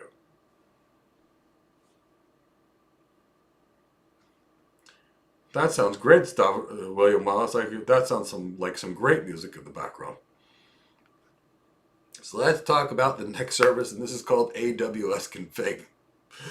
So Config is a service that's going to enable the assessment, auditing, and the evaluation of your AWS configurations. The good news is it provides an opportunity to see what changes were made and by whom. So when a change is made, basically these systems can send an SNS alert. I will tell you from almost 30 years experience, but we're going to call it 25, that most problems occur when somebody does something that breaks something else. It is so common. And typically speaking, when you go and ask who made what change, the world in the room gets mum. Everybody's quiet. And now you got to spend the next 3 hours fixing something where someone could just say, whoops, I did this. So this stuff happens like literally all the time. And I've worked in banks where 1 minute of downtime costs well over $1 million, and you're spending 6 hours trying to figure out what one person did. Well, if the person just told you what they did, it's no big deal. When you have to spend 6 hours because the person's hiding it, well, that person's no longer working there in the end, because at the end of it, you could have dealt with a $500 million mistake. And I've seen it happen time and time again. So AWS Config enables you to figure out who made changes. Great way to fix things pretty quickly. What AWS Config does is it looks for your configurations and it's constantly monitoring them. And if something is against policy, poof, it'll send you an alert, like an SNS alert. It's great, or a CloudWatch event. Terrific. Helps you find a way to see what's going on.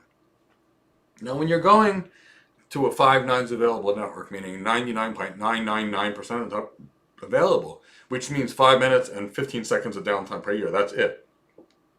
Now, think of a reboot of a Windows computer taking 1.5 minutes for a server. You don't have a lot of downtime when you're dealing with 5 nines.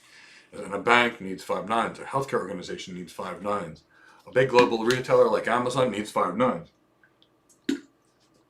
So when you're dealing with this kind of architecture, you need to know what's going on. Change management is the biggest part of the process. Any change that I make can affect someone else. The network, the body, they're the same. The reason coming from medicine made networking so easy for me is I looked at it, okay, we've got a cardiovascular system, we've got a circulatory system which gets the blood to the body. The network's like the circulatory system. One system affects another system. If you stop breathing, your heart stops. If you lose a limb, you bleed to death. Well, the same thing happens in networking. When you break one side, it affects the rest of the body or the rest of the network. So config helps you sort that stuff out. So when you're setting up config, think about it this way. A change is made, config notes the change and records it. Then it'll check the change against the policy to see if it matches the policy. And if it does not, it will notify systems administrators, maybe with an SNS alert or a CloudWatch event. So yes, you're going to use SNS with config. That's typically the way I would typically do it.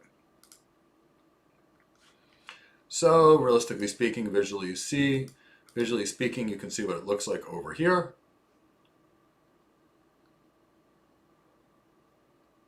And what's going over here, you can see a configuration change has been made.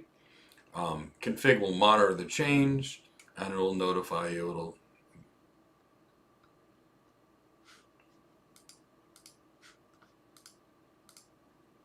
So let's talk about the Certificate Manager. Now, this is another AWS service that you can use with security.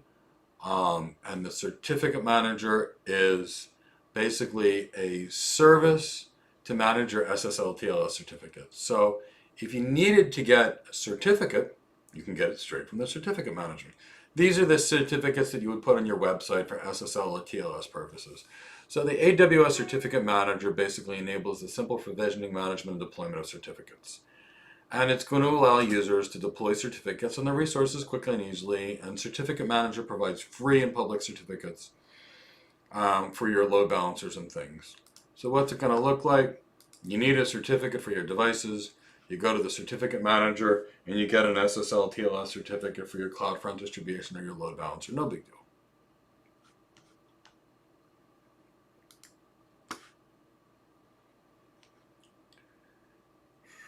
So let's talk a little more about it. We've got two options with the Certificate Manager. You've got the basic Certificate Manager, and this is for you as a customer when you want a certificate, as we described, to secure your external solutions. But there are times where internally you might want to use a web-based interface, not for the public internet to see, but for your internal employees to do that. And if that's the case, what you're trying to do is you're going to use something called private CA.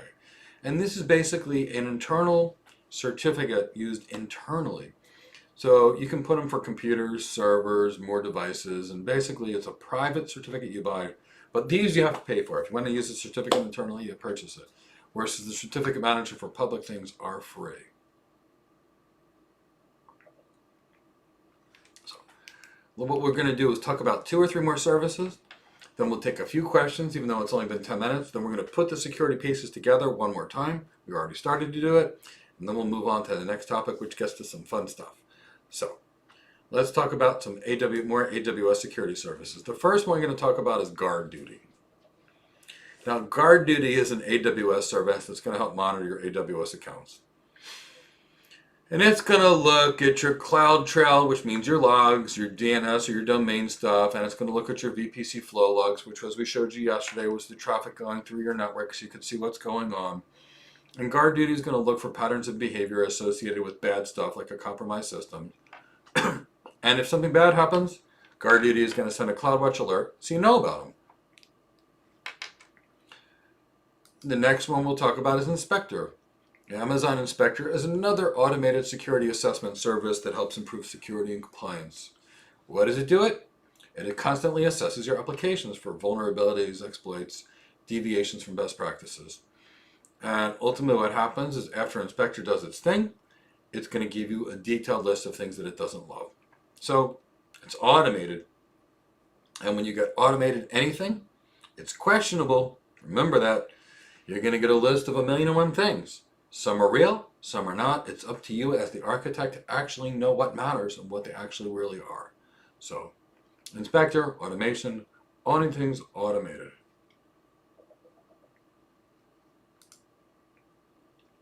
And then Amazon Macie. Amazon Macy is another fully managed security service, but this one uses machine learning to look at pattern matches and protect your data from sensitive things. Macy is going to provide an inventory of things that are in your S3 buckets, for example, unencrypted, encrypted. And if something goes wrong, Macy can actually do something about it by helping you know about, things like personally identifiable information being released. So realistically speaking, these are kind of the things that are going on. So let's stop it right there. Let's open this up for questions. The first question I actually see is, what is the difference between Waff and a host-based firewall? So I'm going to answer that. Waff is something you use at the edge of your network to keep bad guys out of your network. So figure out this way. External network, IDS, IPS system. Network ACL protects your subnet. Security group protects your host. On the host, you can install a host-based firewall. That means if everybody passed your WAF and your IDS system and your network ACL and your security group, it's additional level of protection on side that you install inside the server. So a host-based firewall is just additional security that you put on your servers after you passed all those other security violations to do that. So Rob Doyton, did I answer your question there? I hope I did. And if you've got more questions, ask a subsequent question. I'm happy to answer it in more depth. Next question is from Knowledge Drive. What is SNS? So AWS SNS is simple notification service. It's a way to alert you of something. For example, let's say that something bad's going on in your system. You can set yourself to get a text message notification to tell you to go do something about it. So SNS means it's a messaging service which can be used for a lot of different things, but they call it simple notification services because look at it this way. Get a text message to say problem going on in your system. So that's what SNS is. Let's see another one.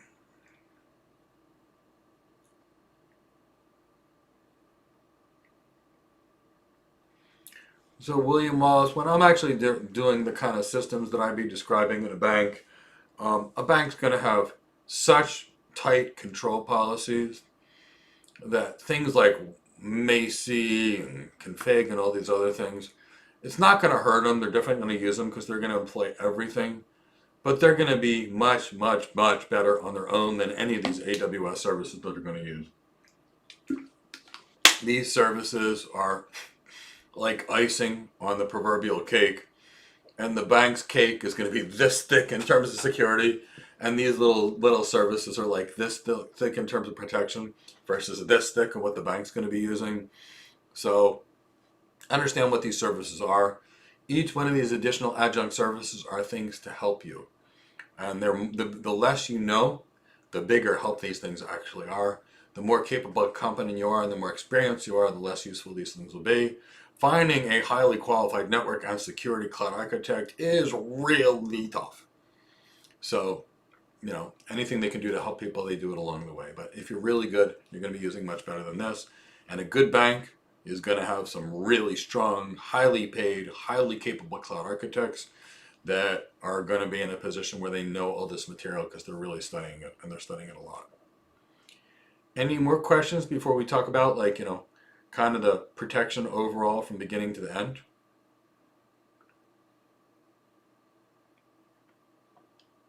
Because I'm going to give the Mike's High Security Step 1, Step 2, Step 3, Step 4, Step 5 cookbook.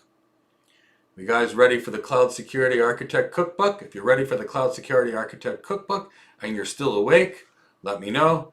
I'm looking for a cloud architect or cloud security architect. There's 63 people here. I want to make sure you're still awake. So let me know, and then we'll go into the cookbook if you guys want to learn how to secure your systems. And I know there's a little bit of a delay here.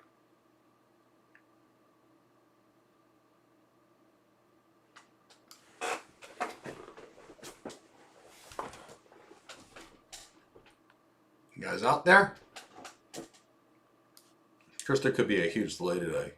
There's typically a fair amount of delay. Make sure that I can still see this since it's looking quiet. Okay, Knowledge Drive, I can hear you there. Let me know you guys are out there.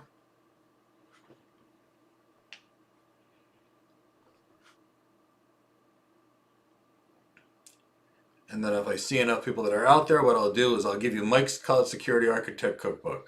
Take a lot of the complexity out of it and give you kind of a summary of 25 years of security background and experience.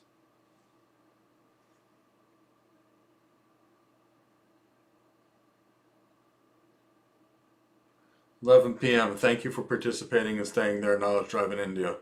AWS SIP exactly. Oh, Alex, very good. Klefti means thief in Greek. Nice job. We'll keep the thief out. Nice job there, Alex.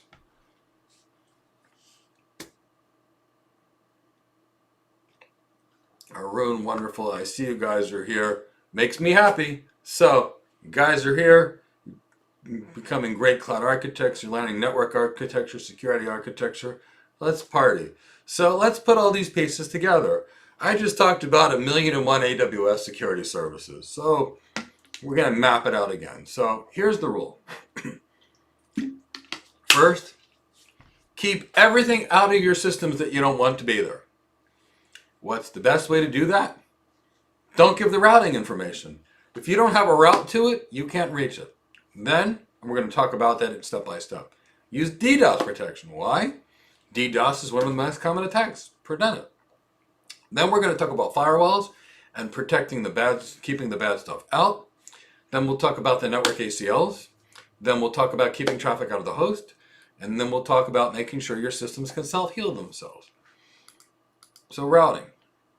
My first and favorite tenet is this. Don't let anybody have a route to anything you don't want reachable. Plainly it.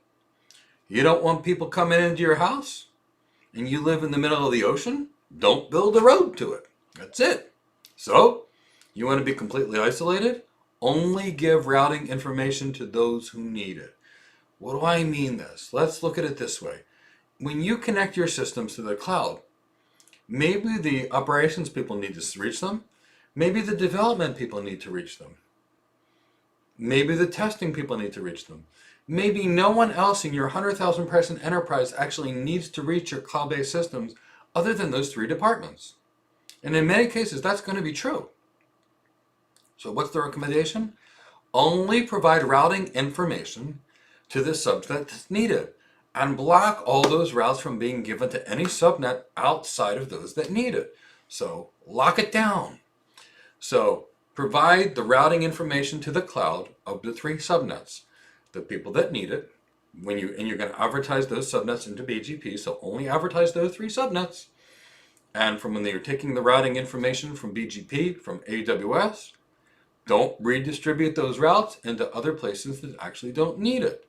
So make it very clear. Only routing information to those who need it. By doing this, you could probably knock out 50% of all your security vulnerabilities right there, because if you don't have a route, you can't hack it. So be the isolated island in the middle of the ocean, as opposed to the house in the middle of the ocean with a bridge. For example, if you're in Dubai, they've got this beautiful hotel called the Burj Al Arab. It's sitting a couple hundred meters into the Arabian Sea, and it's beautiful, but they've got a long bridge to get there. Now, if they didn't have that bridge, you'd have to arrive on the helicopter or a boat, but they've got a bridge. So you want to be out there and be isolated? Don't give routing information to those that don't need it. So that's part of it. Now that you know that, place the people in a specific place. So lock down your users that need access in a specific VLAN. Now when your users are accessing a system and they're in a VLAN, we need to further secure that VLAN. So a VLAN or a virtual LAN is basically when you take a switch and you chop a big switch up into a logical switch with little ports. Everybody in a VLAN can talk to each other, which normally speaking is good. Let's say every last one of us were in a VLAN. And let's say Steve is in a VLAN, and Brenda's in a VLAN, and William's in a VLAN, and Raghu's in a VLAN, and Rajiv is in a VLAN, and Arun and Balwinder are all in the same VLAN. They can talk to each other, which would be good. But let's say Balwinder has a cold, and Balwinder and Arun are in the same VLAN. Balwinder could give the cold to Arun. which generally speaking is part of life, no big deal, we all get colds. But if Balwinder's system's hacked with malware or a virus, and she's in the same place as Arun can now be hacked. Now if Arun is now hacked and he's in the same VLAN as Rajiv can be hacked, who's in the same VLAN as David.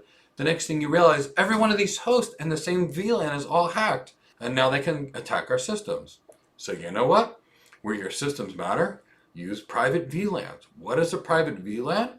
It's when you put 200 users and a single broadcast amount, and they can't talk to each other unless you create as policies. So lock your VLANs down further. Make sure nobody can talk to anybody that doesn't need to.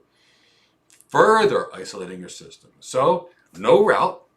Use VLANs to segment your network and lock your users in the VLAN so they can't talk to each other unless they have to. By doing this, you're going to knock down even a greater percentage of things. And we haven't even touched things that people call security yet. So only give the routes that are needed. The last thing that's really important is in your data center where your users are connecting to the cloud. Because if your stuff's hosted on the cloud, your users still plug in and they're going to connect to your cloud services via the direct connection, your VPNs. Make sure that you only allow users into those VLANs that are even the right users. So, of course, at some point we'll talk about IAM. But we're still talking about the network. If I plug in my computer to the network and I'm blocked by 802.1x authentication and I'm a hacker, even if I have access to the servers, I'm not in because I'm not authenticated. Somebody comes into my house and they try and plug in their Ethernet card to one of my switches, they can't because I'm using 802.1x authentication. So when guests come to my home, I have to put them in a specific VLAN where they're allowed to not be able to hurt me because this is what you need to do. So no routes. Use private VLANs and don't let anything on your VLANs that's not properly authenticated. So let's talk about some more. So that's now how you lock down your systems from a network security perspective. This rides throughout your systems and every VLAN environment you have. Limit your routing information, private VLANs, 802.1x authentication. Now, the edge of your network, and we're going to map it out again. We're going to draw this picture again in a few minutes so everybody understands it. Map it out at the edge. So at the edge of your network, block it with a firewall. Firewalls keep bad guys out. Firewall at the edge of your network. Everybody's out. And prior to your firewall, if you're doing any kind of web things, apply some DDoS protection because DDoS stuff happens. DDoS, then firewall. Firewall bad guys out. Behind the firewall is the castle walls. Bring some Navy SEALs or SAS commandos with you. If anything gets past the castle firewalls, let your Navy SEALs and your UK SAS commandos go take out the bad guys. That's your IDS IPS system. Now, if anything's ready to get past your firewall and your commandos, now they can get to your subnet, but don't let them. So use an access control list or a network access control list on your subnet. Keep them out. So, firewall, castle walls, Navy SEALs and British SAS commandos behind that. Network access list. Now, when you get past that, keep them out of your system by using security groups. And keep them out of your system by adding a second host-based firewall. Lock it down by disabling unnecessary services. Lock all these ports down and patch your systems. So, now you got a concept of what the outside in looks like. But what about DDoS? DDoS is pretty nasty stuff. Use some DDoS protection. DDoS protection is a lot of things. Now, the world would try and tell you DDoS protection is just shield. It's nonsense. Everything we talked about so far is DDoS protection. It is layers. When you're dealing with network security, it's like dressing for sub-zero degree weather. Layer after layer after layer. So prevent your DDoS attacks. Use some form of DDoS protection. Cloudflare, Shield, Shield Advanced, what have you. Protect your subnets like I told you with network ACLs. And then finally, lock your systems down. Put a host-based firewall on them. And when you're done, ideally, add some intrusion detection to your host-based firewalls. And what happens, you're going to install an agent on these systems. We'll map it out one by one. And if anything happens, again, these things can thwart the attack because they can tell your IDS, IPS systems, hey, something's gone haywire, so lock it down, lock it down, lock it down. Add rules, reset TCP connections. These are the things in your IDS, IPS systems. And if you've got your host involved in it, they can give better information to your systems. So how does an IDS IPS system work?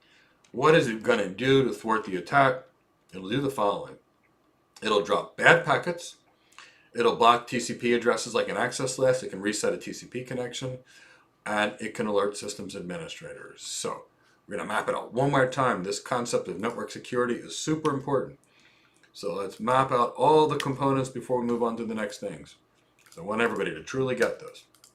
So let's look at our overall security policy for an organization, starting with the outside. I know we did this once before, but I want to do it once more, and I want to do it a little more thoroughly this time.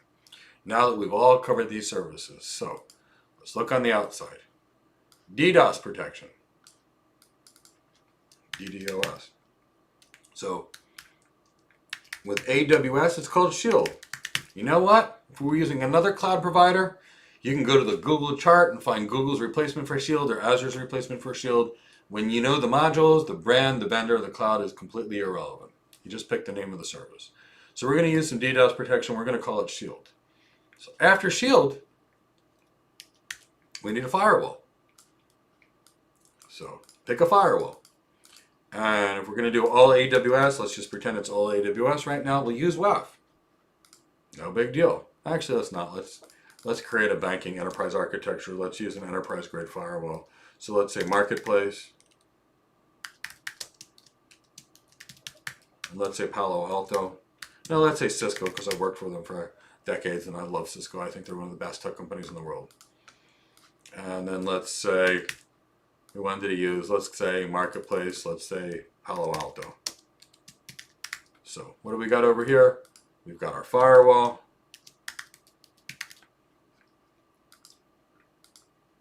We've got our IDS, IPS. Now we're getting into some serious security work here. Now over here we're going to have a security group which is going to protect our. Actually, now we're going to have a network ACL. We're going to protect the subnets. We're going to say protects subnet. And then after the network ACL, we're going to protect the service or the host with a security group. And we're going to say protect server or host.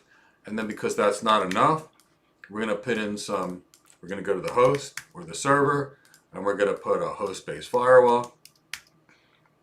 Maybe some host-based antivirus, IDS, IPS systems, again, to some managers and agents. We'll put on some antivirus, malware, whatever you want to call it. And we're going to disable everything. Like if you don't need SSH running on that server, shut SSH off. It's a security violation.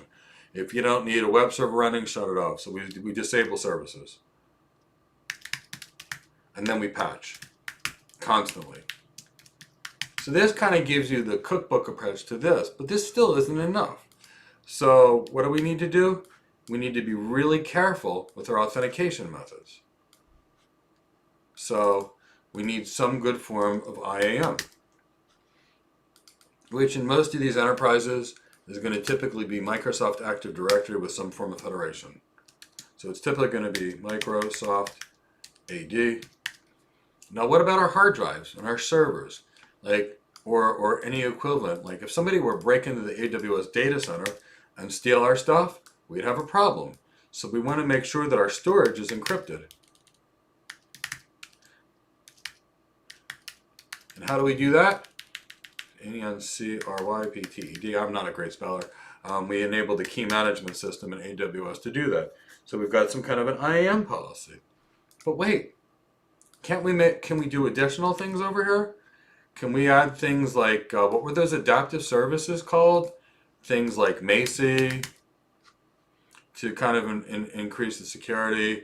Inspector, why not use it? Oops. Inspector, config. You know, use these things. You've got access to more information. Use these things. So this is now you're starting to look at what goes on this. But we still haven't, let's get the networking things. So on the network side, we're going to segment the network, Then what we're going to do is we're going to limit routing.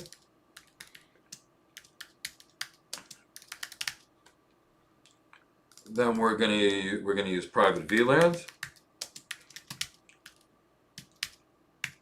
Then we're going to add MAC address authentication. Now what you see here, now we're starting to get into a security policy. And let me tell you, this kind of security that we're talking about over here, along with training your users for prevention against phishing scams, this is serious network security. And this is the kind of security you can propose to a global bank and they'll adopt it and they'll like it because they're going to use it. So this is industrial scale network security when it looks like when you put all the pieces together. This is the kind of system I've designed now for 25 years. It works for almost everywhere, and I've been reprimanding this forever. This is the way I would say 95% of all global enterprise security designs are done by the CISSP or the CCIE population like me. I've been a CCIE for 20 plus years. I maintained a CISSP for a long period of time. Cisco at one point said every architect we have is going to become a security architect, so we all did it. Love security as part of everything that I've done, and lots of security training in my life. So lots of great feelings for these kind of things, but that's kind of the way this works. So now we've got some security architecture stuff that we've talked about, and we're going to be talking about some network performance and improving these kind of things, which is going to be some fun stuff. But before we do that, anybody that knows me knows that I want to make sure that people are not lost. And that's why I try and do these with 20 minutes of discussion, presentation, 10 minutes of questions. So, any questions for me before we move on?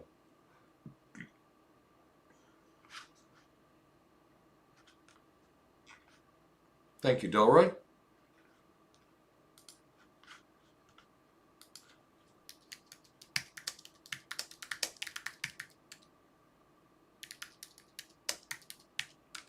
Any more questions before we move on?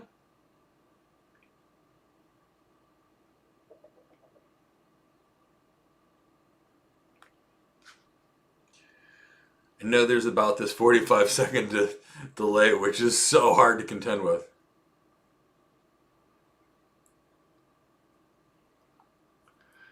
Okay, William, how long would that scenario to take set up, and could one person do it?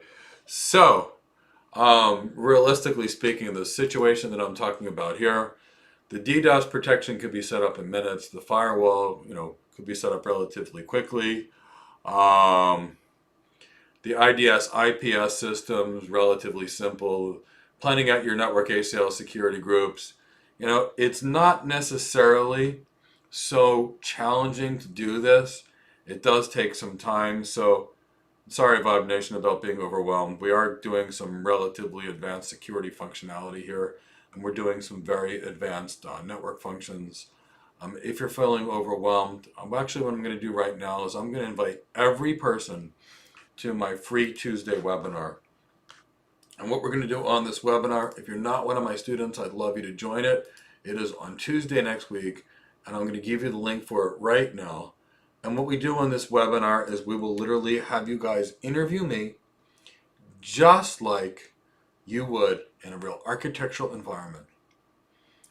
And when you do that, what's going to happen is I will present a case situation to you exactly as it would be in real life. You will interrogate me. You will ask me questions just like you would in an architecture environment. And then you will architect the solution. So Vibe Nation and others, if you're overwhelmed by this, and by the way, I would expect all of this stuff to be overwhelming to people unless you're coming from a network background or a data center background, then realistically speaking, please feel free to join us. This is a free webinar. It'll be on Tuesday. And of course, if you're new and you have less cloud background, you can take our free AWS Advanced our AWS Certified Solution Architect Associate Training Program. The link is in the description below, and it's free. And our AWS Certified Solution Architect Professional. Again, the link for that course is completely for free. Vibe Nation, the Security Plus is an okay place to start. Is an okay place to start, but when it comes to security architecture worlds, we're typically looking at a CISSP or a CEH as the minimum necessary certification for someone to be hireable with a security background. So William Wallace, as an architect, would you do any of that or will you design? As an architect, you're going to design at William Wallace. Architects are designing positions. The architect position, and I've held it for years. Initially, I started working out as an engineer. As an engineer, you build it. But as an architect, what's actually going on is you're designing it. People pay you as an architect for your knowledge. It's a very different kind of position. It's a knowledge position. You're going in there to go meet with a client to basically ask them what are their current systems, what are their business goals, what are their legal regulatory requirements, and based upon that, you're going to go solve their business challenges with technology. So William Wallace, you're not going to be programming. You're not going to be configuring. It's all design, design, design. Now, will you be doing some ROI modeling of the solution? Sure. Will you be doing lots of presentations of the solution? Sure. So the MBA background type of thing, or the ability to understand the financial industry and do an ROI model and present that to an executive with budget is far more important than the knowledge necessary to go configure something. You still need to know how to do it because you can never be in a position where you don't know how things work. But as an architect, you are the expert in making these things work by designing them right. If you don't have the right design, nothing will ever work. So please join me for one of those free webinars. So knowledge drive, I think you would do great in our program. Chris from my team actually provided the link to the training program, and if you click to the link to the training program, you will see the cost of the training program as well as a 20% coupon to make it cheaper. And if you've got any additional questions on that or would like to ask us, I will provide the link to our office, and feel free to call us.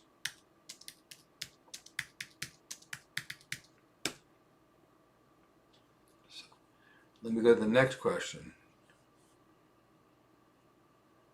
Live Nation Cloud Architect is a great career. So Sambit, AWS comes at what layer of security? So that would be considered a firewall or perimeter or edge protection. Is AWS Waff appropriate? In a lot of cases it is. In a lot of cases it is not. If I'm designing a system for a bank, I'm not using Waff. I'm using something from the marketplace. If I'm designing the systems for a company, meaning if I'm designing systems for like an organization that's small, that's got 100 users, 200 users, I'm going to use Waff. So whenever you're dealing with security architectures, and this is a good question, I'll hold on to it before we go to the next thing, you really have to look at what are you protecting. So if you're protecting $1 billion, the security or necessary is greater than if you're protecting $100. So what you're actually doing is what you have to do is you need to basically go out there and solve a problem that needs to be solved. So if you're going to protect a massive asset like a nuclear bomb, you're going to need a whole bunch of security.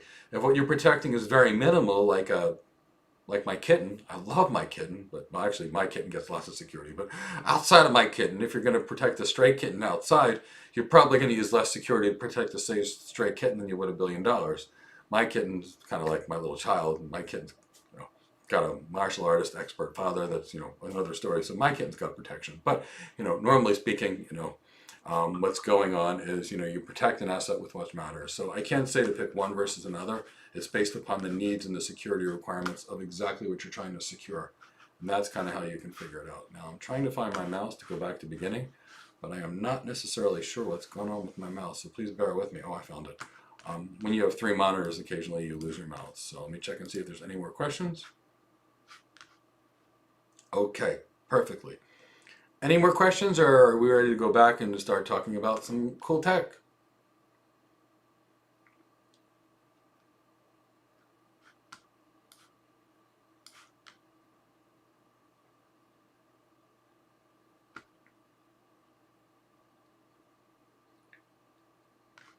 Okay, these are 2 really good questions. Is it better to go for CCNP Enterprise or CCNP Data Center? Generally speaking, for routing and switching people, I would say Enterprise. Although the data center one is pretty good because the cloud is nothing more than a network of data center that's been virtualized, so that would be a really good one. So Enterprise is primarily the main one that I would typically say.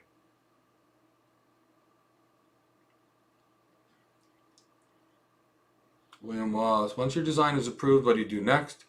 Thank you, Mr. Mack. Or yeah, I think you're Marithi, but I'm not sure. But it's anyway. I'm thrilled that you're here. So once your design is approved, what do you do next? Typically speaking, what's actually going on is, I'm sorry.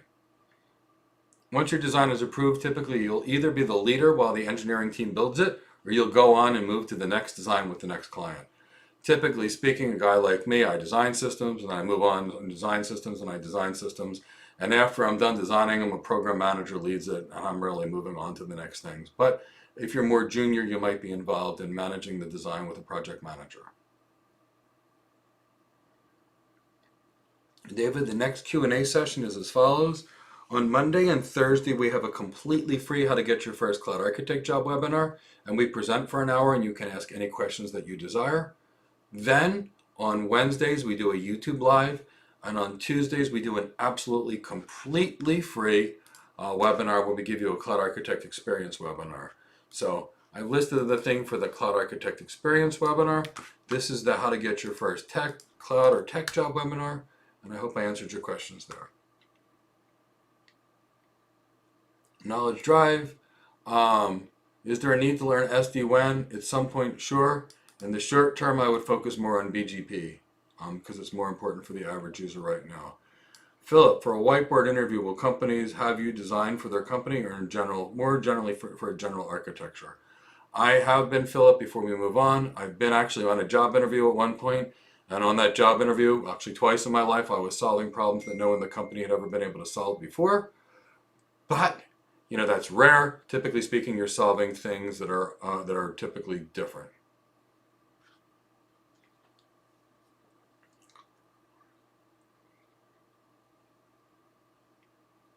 And Chris said from my team, the link is everything. So Cloud On-Ramp, SD-WAN with Viptela, you know, I get out, you know, is really good to create transit VPC. Yes, it absolutely can be done. Viptela is a good option. Meraki's got a good option. Versa Networks has got a good option. There's lots of good SD-WAN options out there. But for most part, let's keep it to BGP because that's the majority of what's going on where most people tend to struggle. So let's get back to our tech content. Thank you, William Wallace. And I don't know what you mean by GIB friendly. GI build things are typically loan-based. We're beyond GI build friendly, Vibe Nation. Our pricing is effectively the cost of 1 day of work for the average cloud architect. So happy to discuss unique military things with you. We've got some special military initiatives. And if that's the case, if you're ex-military, give us a call. I'll put our phone number down.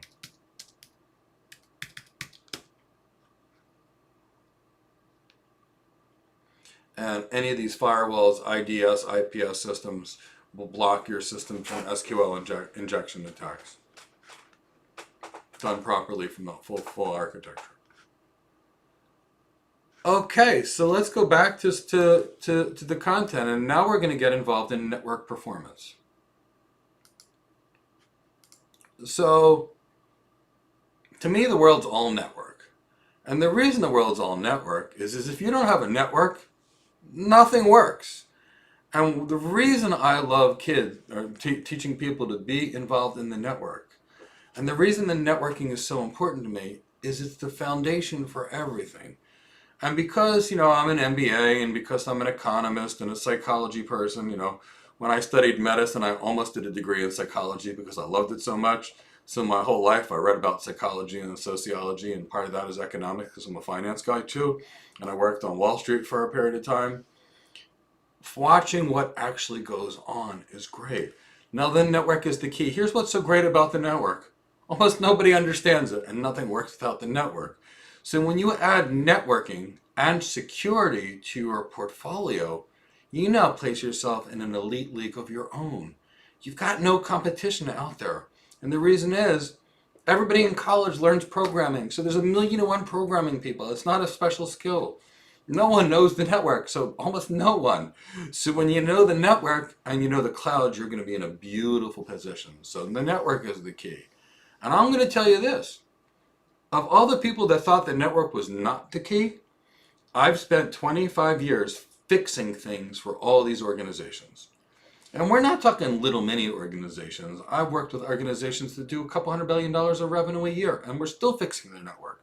So, big global organizations, the network is the key. It's the place that people don't think about until it doesn't work. Almost every problem I've ever seen in the last 25 to 30 years is networking related. The performance wasn't there, the latency was too high, the bandwidth couldn't be supported, there was no QoS policies, there was no security, network problems. Routing errors, routing loops, those kind of things, or switching stuff. So the network is the key. Now when you're dealing with network, typically speaking, there's a couple of challenges that you could be contending with. And the types of challenges that you're actually contending with are going to be typically one of the following. They're either going to be latency, jitter, bandwidth, or packet loss. Now latency is the first one, and I'm going to show you what I mean by latency and how bad it can be or not be. Latency is how long it takes to go from point A to point B. Latency, generally speaking, is related to the distance and the processing that has to occur. When you're using a cable of some kind, what's actually going on is, bear with me a second.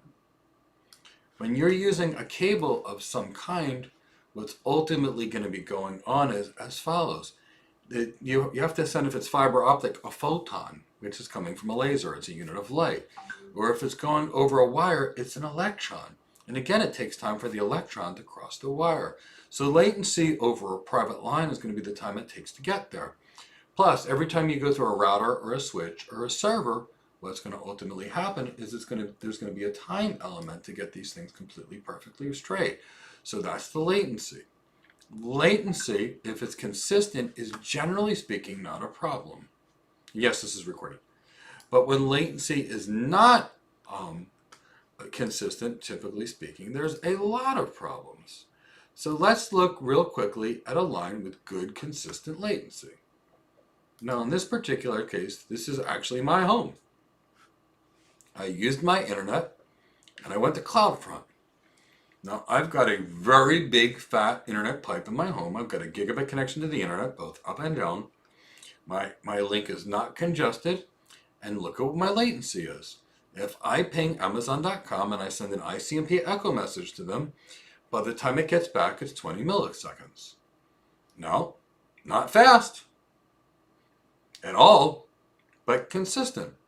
And if you look, I sent 28 packets to them. I got all 28 back, and I lost none. So this is a good, consistent line. And I could use it because it's consistent. We can work with this. Now, this is usable. Now let's look at my firewall. This is my firewall that's connected to the internet. You can get some information here. Here you can see I've got relatively consistent latency. I've got a good connection. My average latency is around 8 to 10 milliseconds. It looks good. And I've got low packet cost. But you can see I've got a gig that's usable. And you can see, what am I using? Uplink traffic, 25, 30 megs. I'm not using it. But now you know what my network can do. So that's consistent. My network right now is relatively consistent. And I can do most applications over a consistent network like this because it's good. Now, let me say this. What happens if things change? For example, what happens if there's inconsistencies of our networking? That's called jitter. So if it's 1 millisecond for one packet and 10 milliseconds for the next, and then 3 milliseconds, that's a problem. Why is that a problem? Because if I send 1,000 packets and each one takes a different amount of time to get there, they're going to show up out of order. Not good. Video, out of order packets, problem. Voice, problem. So if you've ever had a cell phone connection that sounded pretty bad, there's what's going on.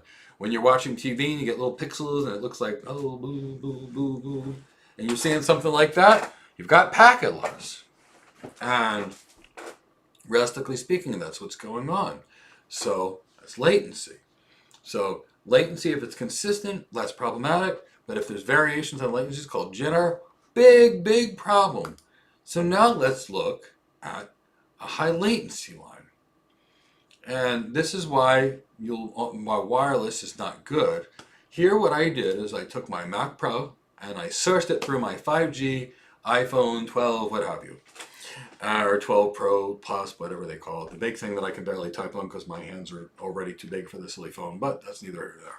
So I sourced my Mac Pro to go out using my iPhone 5G network. Now look at what's going on. Previously, I had 20 milliseconds of latency round trip time.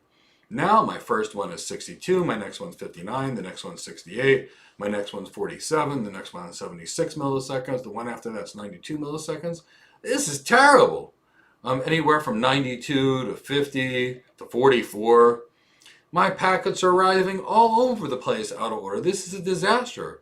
Now look, I sent 33 packets and I only got 32 back. I lost 3% of them.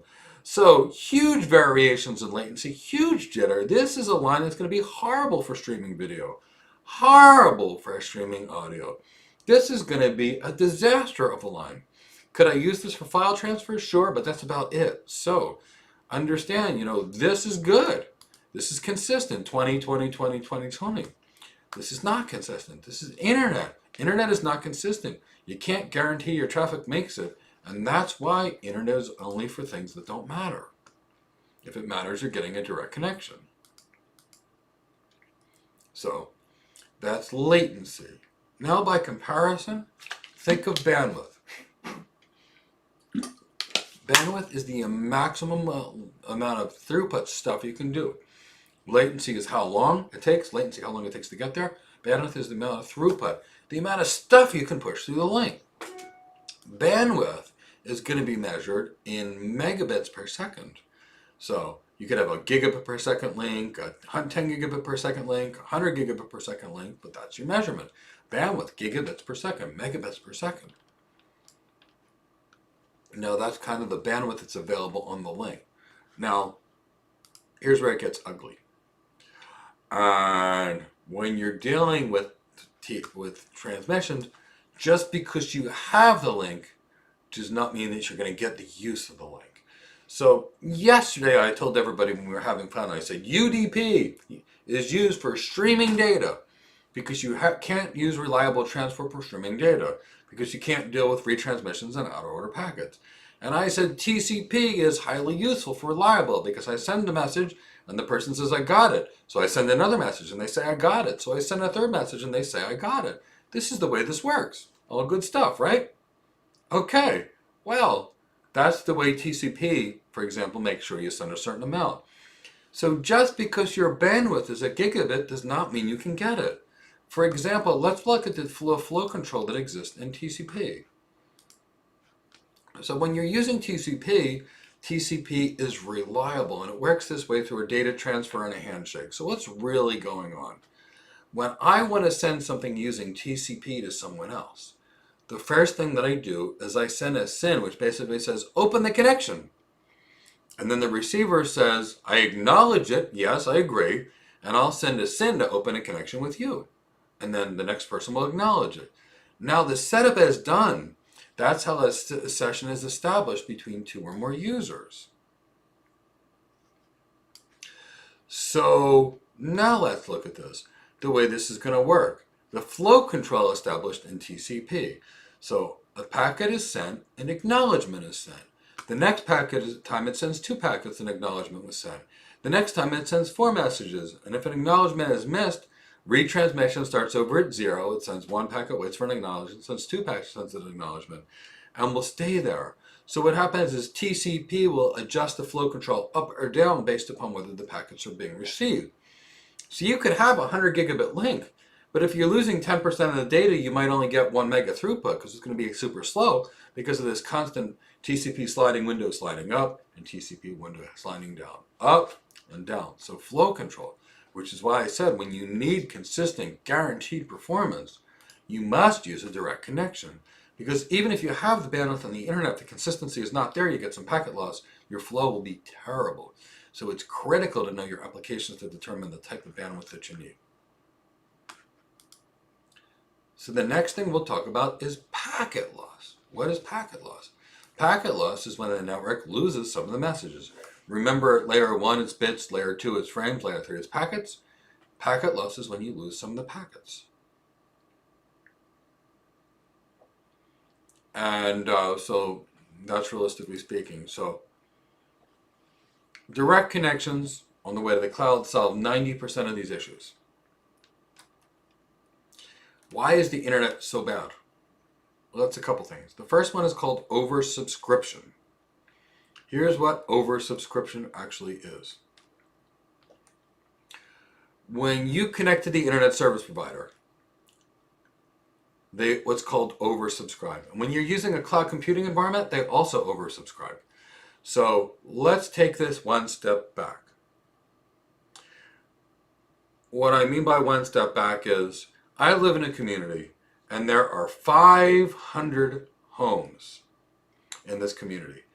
Every home in this 500 home community includes a gigabit access to the internet.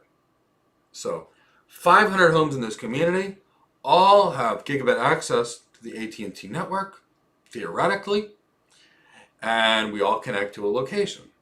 So what happens is 500 gigabits, or a half a terabit per second, is what the bandwidth theoretically would need from my community to AT&T.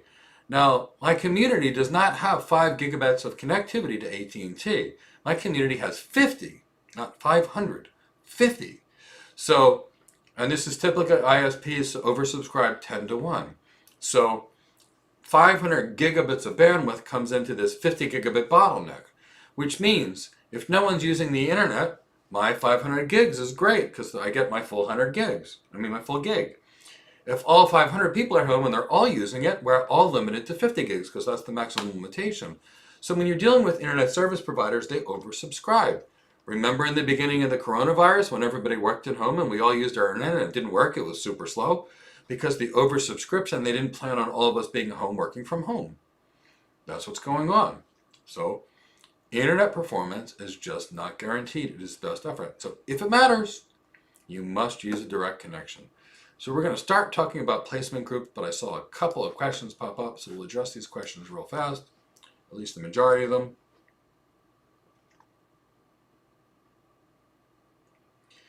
Knowledge of what's going on is you need to measure latency in your network.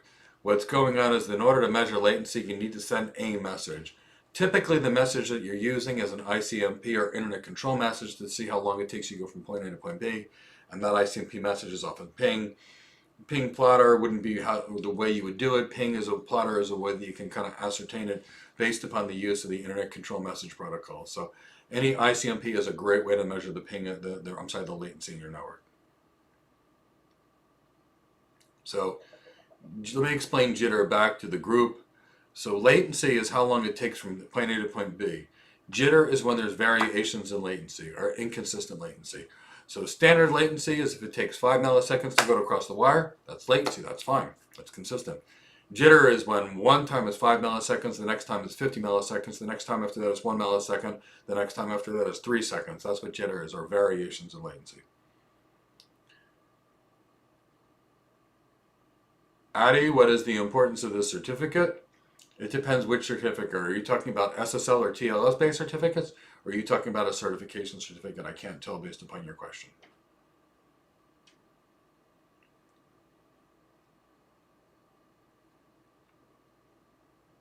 Vive Nation, it's been wonderful to have you here. I'm glad to hear you're working on security. We're probably going to cover a lot more security stuff here in more depth than by about 10 times more than would be in the Security Plus. So you can enjoy this and bring that back or watch this at a later time. You'll be in good shape in either case. Regarding the KMS and the signatures used, we cover that pretty heavily in the Certified Solution Architect Professional course, which is completely free. The link is in the description below. Really going over the key management system and signatures could be a whole day if we really did it. So I would recommend, find that for the Certified Solution Architect Professional. Again, it's completely free. And it's also available in our free ebook. You can read about the key management system and how that works. I will provide a link to the free ebook as well.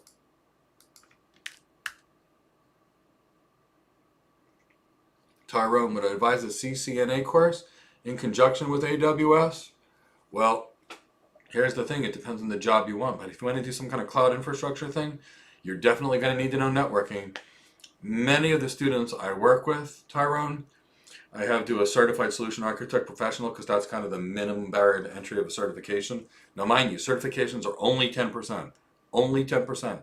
The other 90% is not certification related. Certifications are only 10%.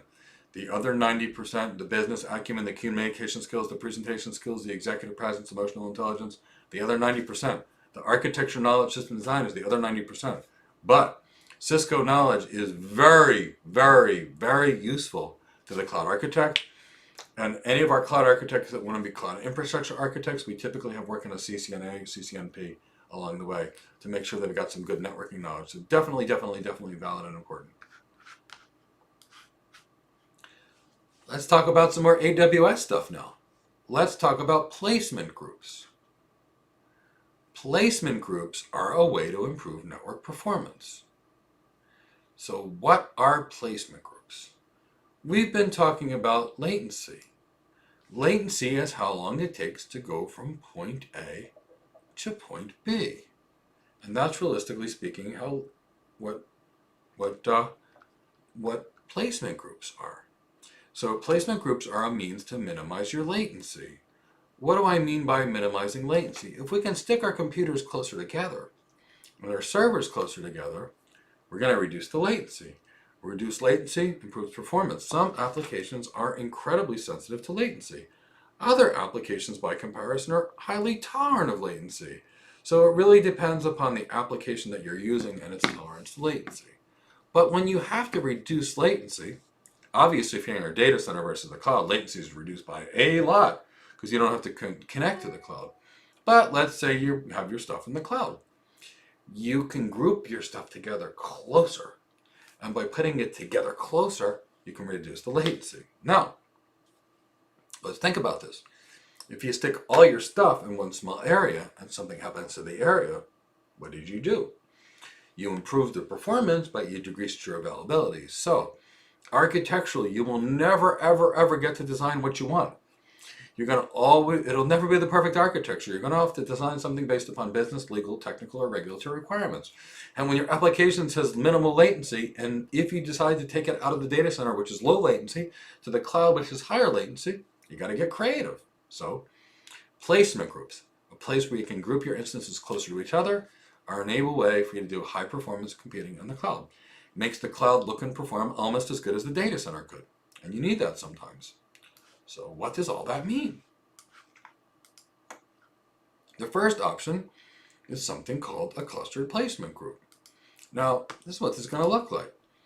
When you're dealing with a clustered placement group, you're going to have the lowest latency at all. Here's what a clustered placement group is. Stick everything in the same rack. Heck, stick everything on the same server and not even leave the server in many cases. Have all your virtual machines in the same EC2, in the same physical server. So a clustered placement group places all your stuff really close to each other, same server, same rack. Now let's think about this. If it's all on the same server and the server fails, you're done. If it's all on the same rack and your rack is supplied by a single power distribution unit and the power distribution fails, you're done. If they're all plugged into the same switch and the switch fails, they're all done. So clustered placement group. Super low latency, horrible availability. So where are these kind of things common? Finance. So I've worked in financial applications, and when you're dealing with these big banks, it's not very uncommon to have them to have two placement groups, where basically you have two racks side by side. Rack 1 is filled with the biggest, baddest, most powerful servers you can possibly imagine, all on a high performance, high availability switch. Rack 2 is directly next to it. And if anything happens to rack 1, you got to back up rack 2, plugged into different switches, different power, different networking, that kind of thing. So these things are commonly used when you need super, super, super latency. But remember, cluster placement group. If everything's in the same rack and something happens to the rack, you're done. Not so good. Don't recommend it a lot. Just keep this in mind. So that's your clustered placement group. Super high performance, but there's lots of downsides that go along with it. So since we talked about clustered placement groups, let's talk about the next kind of option. What is the next kind of option? A partition placement group. Let's talk about what that is. A partition placement group is when you basically still place your stuff close together, but you spread it around a little bit. So maybe you place your servers in 2 different racks across 2 different network switches. So now still, you got all your stuff real close to each other, real low latency because it's in the same building, but on a separate rack, separate power, separate network switch. Reduced single points of failure, extraordinarily good performance, still really low latency. Not as low latency as if everybody's in the same rack, maybe add an additional millisecond latency, but still low latency. Architecturally speaking, what's that going to look like? See, this looks a lot better. You're in the same data center, and you know, what's the latency across 50 feet in a data center or 100 meters? At 186,000 miles per second, no big deal. Not a lot of latency to have lots of protection. Now, if you're dealing with an algorithmic financial trading company sitting in a bank, and you want to place a trade for 100,000 blocks of a share, and nanosecond before your competition, then doing it in your data center makes sense, because that nanosecond of the bid and the ask prior to things being bid up or bid down based upon users' behavior, you definitely need to do this. And then, the data center is better, but you can do a cluster placement group for that. But these are the reasons why people are trying to do these super low latency environments. So now you know what a partition placement group is. So the next placement group that we can talk about are things like spread placement groups. And what are spread placement groups? They're basically now spreading your instances out much more intelligently from an availability perspective. Different racks, different servers, different power distributions. You can spread your groups across multiple availability zones, and now you're spreading it out. Now you're dealing with multiple data centers. Now you've got latency, much more latency, because now you're dealing with longer distances. But higher performance than it would be without a placement group, and much higher availability, but you lose some performance. But again, really good option here. So what's this going to look like? So in this version of performance tuning, what we're dealing with is as follows. We're spreading your load across racks and availability zones. Good performance, lower latency, lots of cool stuff to do.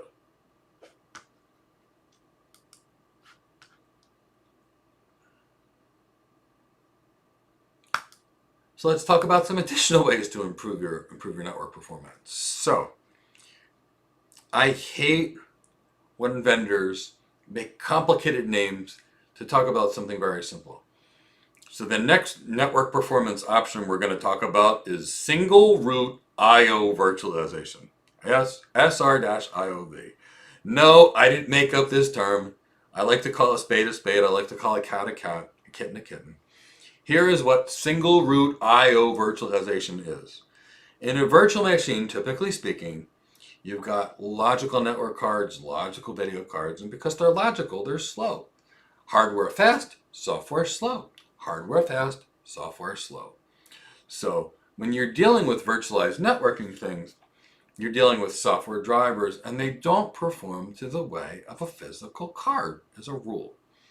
So when you need high performance networking, what if you could push a physical card directly into the virtual machine? So instead of having a virtualized network card, you actually have a real one, just like in a real server where you're using it. Well, you can do that. So there's this technology called PCI pass-through, where basically you take your physical card and you push that hardware directly into the virtual machine. So VMware, AWS call that single root IO virtualization or high performance networking. All it is, it's bringing you back to regular old-fashioned physical server technology by passing your PCI card. So it's bringing you back to what we did long before we started using virtualization, and now we get back to data center performance. So just know that. Now, AWS, of course, has another thing called the Virtual Fabric Adapter. So what they did is they created a high-speed driver that's software-based for high-performance networking. Theoretically, it's designed for up to 400 gigabit per second, but they don't have anything that can offer anything close to that right now. So just kind of understand that. These are ways that you can kind of try and boost some performance of the networking. So bear with me a second. I want to try and look at a couple options with you guys. Try and see how we can best structure you guys for the next day or so's worth of content.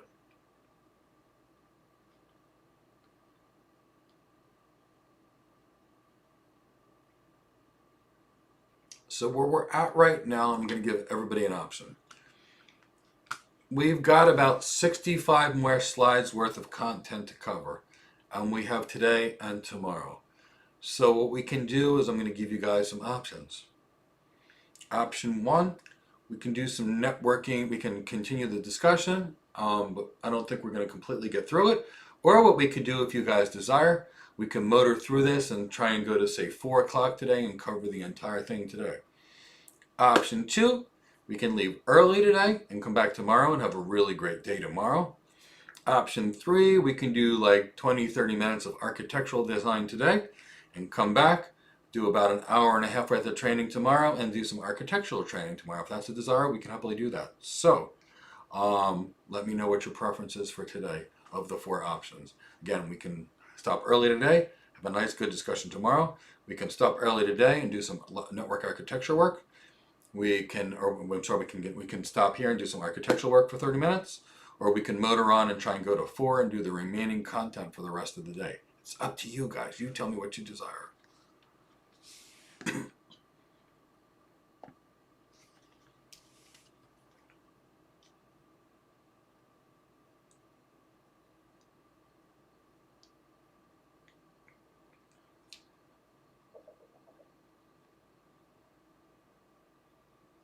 Three.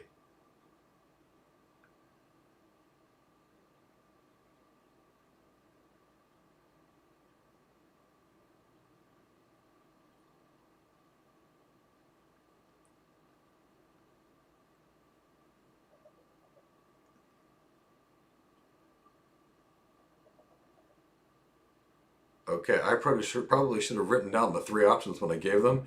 I wasn't expecting people would say 1, 2, 3, or 4. I was expecting they'd either say, like Ned, they'd either leave early or move on till 4, like Derek had said. So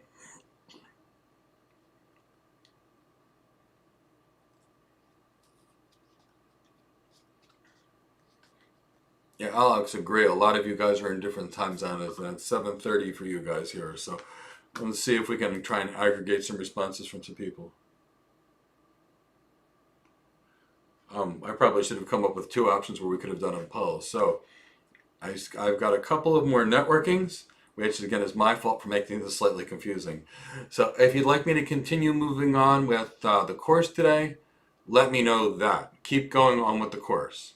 And if you'd like me to make it an early day and we finish up tomorrow, just let me know. Let me know those 2 things and we'll take it from there.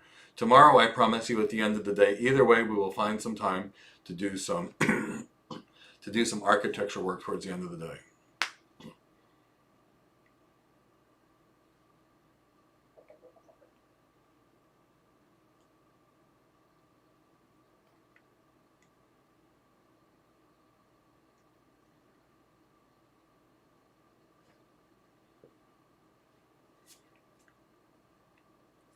Okay, so I got some folks that appreciate that, Derek. Love your enthusiasm there, Alonzo. Val Winders in India. So I think we should, and Alex and lots of people, leave now and finish the course tomorrow. So let's do this. Let's finish this course tomorrow. And I will stick around till 3. And if anybody desires to do some architecture stuff with us, I will do a little mini architectural review board. So anybody that wants to stay can stay for the next 30 minutes. For everybody else that is in England, that is in India, that's coming from all over the world, that's totally fine. I'll do some architectural review for things for people that choose to stay. And for everybody else, what we'll do is we will come back tomorrow. So I can kick around and give some people some problems and questions and things that people desire. Try and make this life a little easy for them.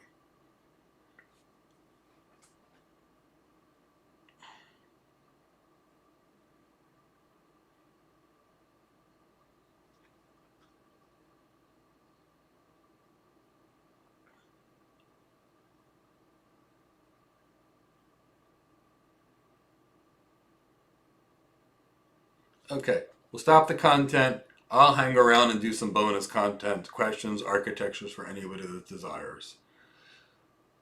So maybe I'll even do some AWS network interview questions if any of you guys kind of want that, because that would be the kind of things that would go on. So let's do this, because the majority of the people told me they prefer to go on for tomorrow. Also, join the Architecture Challenge next week. Highly recommend it. So for people that actually want to be here and are definitely I'm gonna do a little bit of bonus time. So let's work it out. Let's do some word problems, some math problems. Thrilled to have you guys in the UK and other countries join us again tomorrow. Let's do some basic, simple. Let's do some networking work, and I will share my screen and we'll work through some things.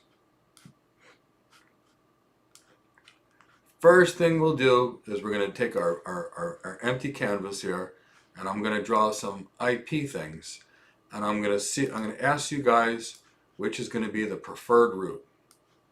Oops.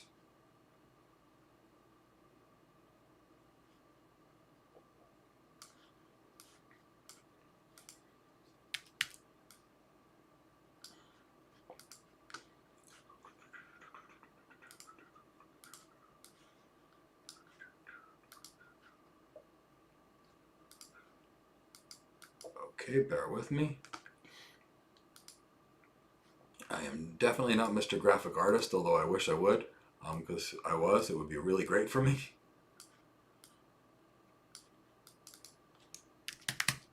So let's pretend this is your data center. Now, since you've seen our data center, let's pretend this is the cloud.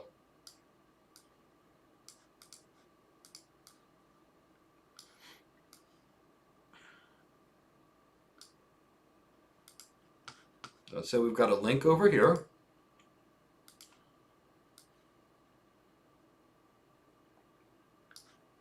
And let's say we've got a second link.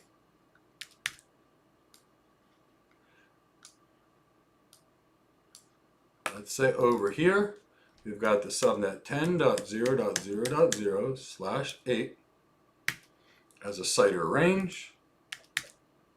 Let's say on the right side, we have the 172.16.0.0/16.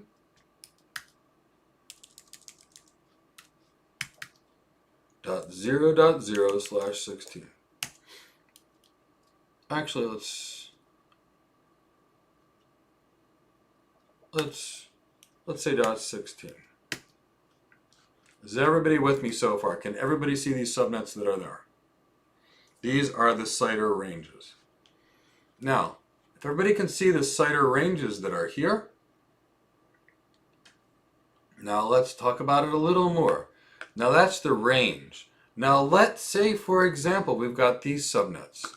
Let's say we've got a 10.0.0.0/24 as a subnet.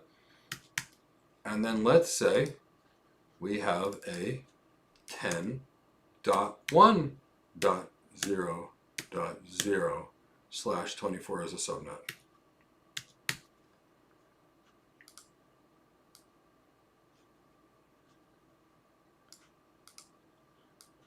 Let's say these are the subnets that we have in this organization.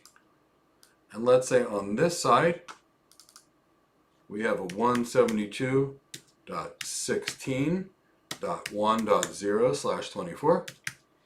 And let's say we also have a 172.16.2.0.24. Is everybody with me so far? If you can let me know with like a word cloud architect or I understand, I see this architectural layout. Is everybody with me so far?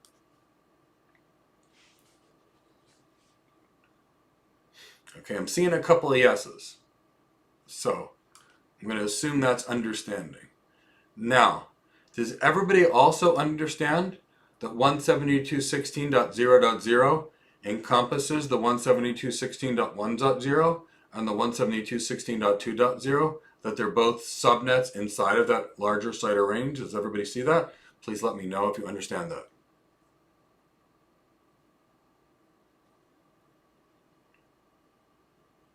Okay, wonderful. You guys are getting it. Fantastic. Now let's go to the opposite side of the equation. Let's go to the data center now. Does everybody see that 10.0.0.8 includes 10.0.0/24 and 10.1.0.0/24? Does everybody see this?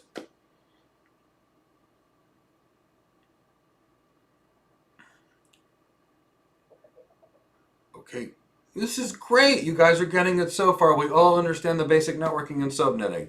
Fantastic. So now let's say we've got two direct connections to AWS.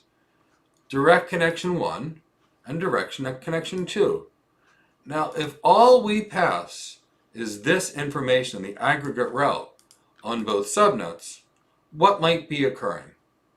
We're going to have two equal cost links. Does anybody have any idea what's going to occur? We're going to possibly be sending data over the top link and having it come back on the bottom link, or sending data on the bottom link and coming back on the top link. Does anybody see how that could happen? Does anybody think it's a good idea for me to be sending my traffic to Alonzo in Texas on one highway and have my traffic coming back on a different highway if I expect the timing to be the same? Does anybody think it's a good idea for me to take one route there or one route back? Or if we need real-time traffic, I should take one route out and the same route back? Should I use the same route or a different route for optimum?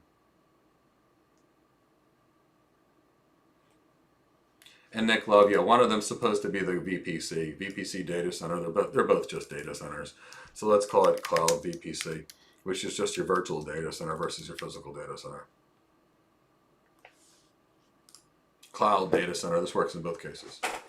Exactly, Nick Love. Asynchronous routing is not an optimal situation. So we don't want asynchronous routing, because if to Alonzo's house via one route is 1,800 miles, and if it's 2,000 miles on the way back, it's not a good way to get to Alonzo's house. So I don't want to get to Alonzo's house that way.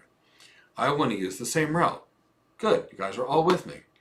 Now, if I do nothing, and I have this environment, I'm going to go into Alonzo's house one way, and 50% of the time I'm going to be coming back to Alonzo's route on a different path. Not good, not good. So I need to make it the same route each time. So I've got multiple options to do this. Option one is I only use one link, and I block the second link with routing. How do I block it? I basically make it look ugly. So I effectively cut off this link. And this link now sits here all the time and does absolutely zero unless there's a failure to the top link. Now, how many of you want to work for a company and the company is going to say, let me buy a 100 gigabit direct connection. I'm going to pay $150,000 a month for it, and I don't want it to do anything. How many people work in these environments where organizations want to spend millions and millions of dollars per month and leave it there to sit and do nothing? If you work for one of these organizations, say yes. And if you've never worked for an organization that likes wasting their money, type no. So I know you're with me.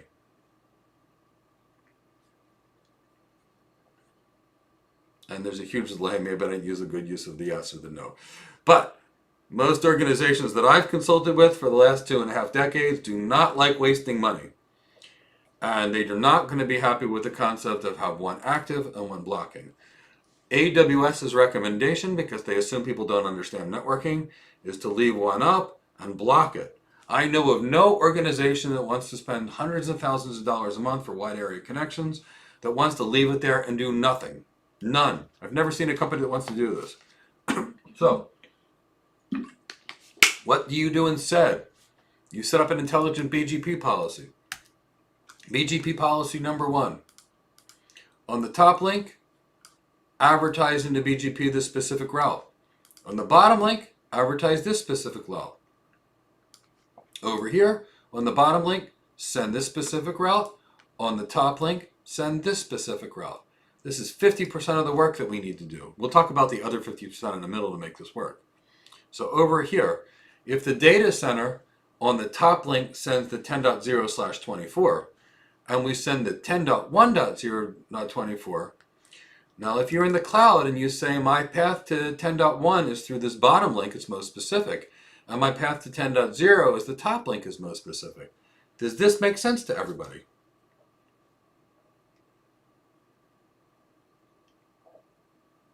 By putting so what's going to happen is routers will always take the more specific route. The more specific route or route, whichever you choose to call it, is going to be identified by the longer subnet mask. /24 is longer than /8. So top route is going to be more specific for the top two subnets that are advertised. Bottom two links are going to be more, the bottom link is going to be more accurate for the subnet that's advertised. Does that make sense to everybody? Please let me know with a yes or a no.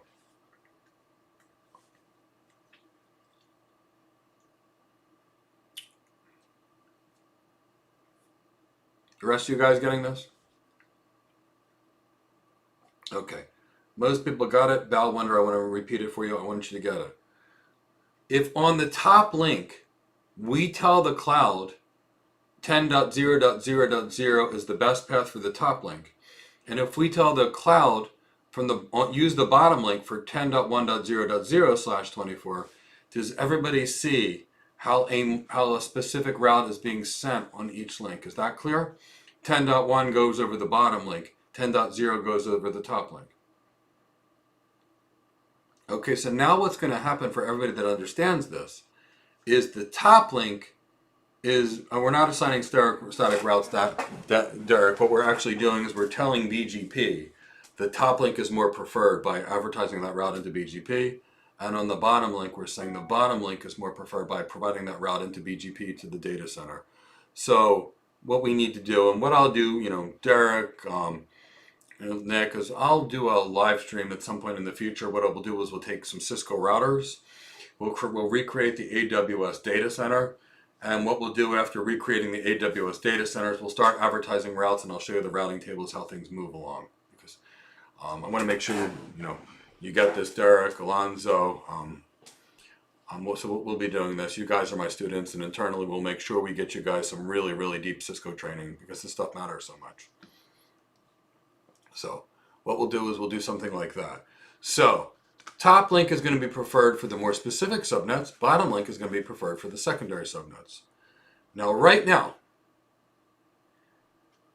as it stands right now, if we do absolutely nothing,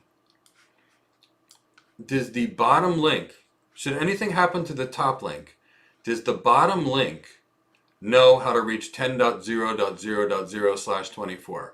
If the top link were to go away and the top BGP session were to disappear, would anybody be able to reach the subnets at the top? If the top link were to disappear as it stands right now. If the top advertises 10.0.0/24 and the bottom advertises 10.1.0.24, if the top link goes away, is 10.0.0.0/24 reachable? Because this is really important.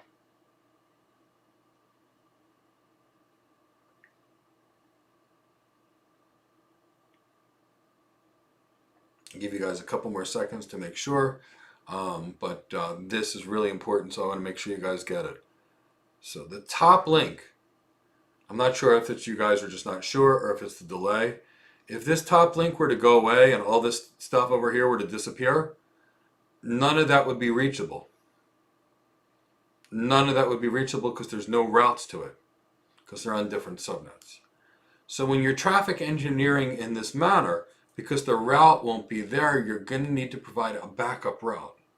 So typically speaking, what will occur is you'll provide a route like this, the summary route on the bottom, and you'll provide a summary route up top. See what's going to happen here, if this top link goes away, if all this stuff goes away, you're going to still be preferred over the bottom link for 10.1 because it's more specific, but you're going to have this 10.0.0/8. Now, does 10.0.0/8 also cover 10.0.0/24 in terms of network layer reachability information? Does the 10/8 cover 10.1, 10.2, 10.3, 10.4, 10.5? Doesn't it?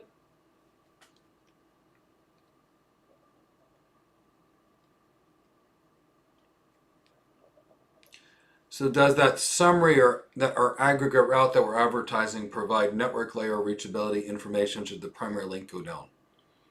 I hope you guys know this, but if not, the answer is yes. Please let me know, guys, know that you guys understand that. That the big CIDR range encompasses all of the smaller subnets inside of the CIDR range.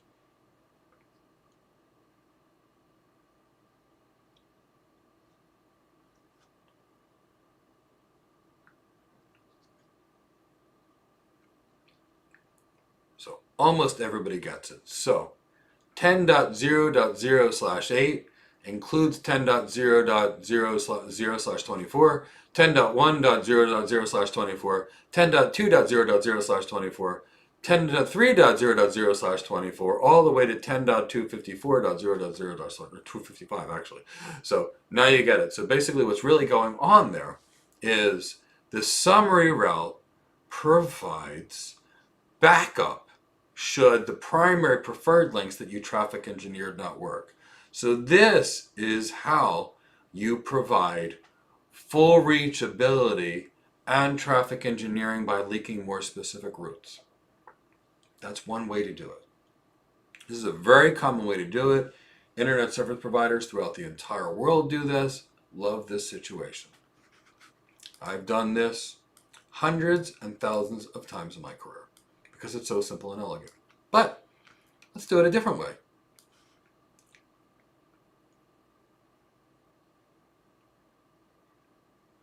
Exactly. One summarized route for backup, one specific route for traffic engineering. So now let's look at it another way we could potentially do this. Because by the way, this is the way organizations traffic engineer their traffic. What's the problem you have on the VPC side of this config, Maxim? Because you're going to have to do this in both different directions. You're going to advertise the 172.16.1.0 on one link. You're going to advertise the 172.16.2.0/24 on the other link. And on the VPC side, you're going to advertise on both links the 172.16.0.0/16 to the data center. And that way you've got your bidirectional routing and your traffic engineering.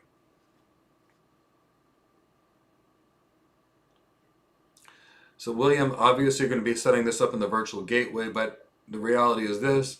If it really matters, you should probably be using two different virtual gateways in two different areas, but yes. You're going to have to set up some of this in the virtual gateway and some of this on the Cisco side.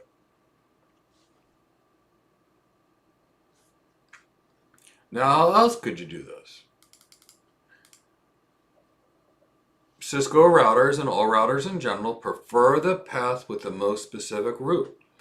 After the most specific route, what is the next thing that routers do? It's completely reachable on both sides, William or Mohammed, because you're providing full reachability on both sides. You're providing an aggregate route, and you're providing the other more specific routes. So, the next thing that would be used on Cisco routers is wait. AWS supports wait, and other routers that never used to support wait years ago now also support wait. So the next way you could modify the routes that you're learning is by adjusting the wait. So for example, if I wanted 172.16.2.0 to be preferred on the bottom link, and let's say I had it I have other options. I could take the 172.16 route that I learned from the Cloud VPC, and I could change the weight, make it a higher weight. So if I had advertised on both links, both routes, let's say both of these routes were advertised on both links,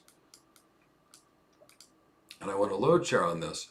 Now granted, we're going to have to do this on both sides. I may only do one for simplicity purposes to make life easier for you guys to see, but we're going to have to do it on both sides of the link. So let's remove this stuff out of here right now just to make life a little simpler and more elegant for you. So if I want the top link to choose the 172.16, I could over here, I could create a policy that says wait.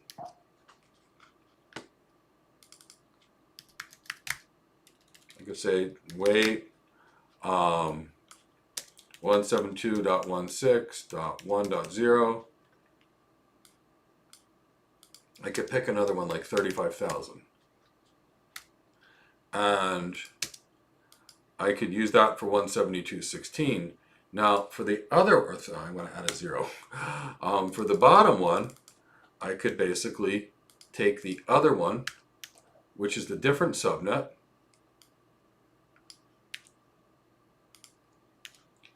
and I could rate 32768, for example. So now you can see prefer the path with the largest weight. So the top link will take the 172.16 to reach this, and not the 172.16.2.0, because this will be a backup path. Well, actually I have to do the bottom side. So let's make this completely clear. So on the bottom side, we'll change the weight to the top one to 32768 because we want to make it non-preferred. And then we'll change the rate to the subnet we want to 35,000 to make it preferred. So what did we do here? From the routes that we learned from the cloud, we took the route that we wanted to be preferred on the bottom link and raised the weight. And we raised the weight for the top link for a different subnet. Now, of course, we're going to have to do everything we do in BGP is both sides. So what we'd actually have to do is we'd have to take the 10 routes that are learned for the 10, we'd have to do this for 10.0.0.0/24. That would be on the top link that we would prefer. And then the 10.1.0.0/24 we make lower priority. And then on the bottom link, what we would do is we would make sure that what we're dealing with is we would now change this one to 32768, and we would make this 35,000, 35,000. Does everybody see what we've done here? We've prioritized one path for a certain subnet and not another path, and the way we've actually done that is by manipulating the weight. Is that clear to everybody? How we just created a preferred path by changing the weight?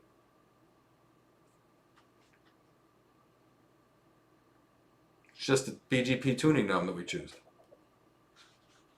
If you guys can let me know if you guys get that.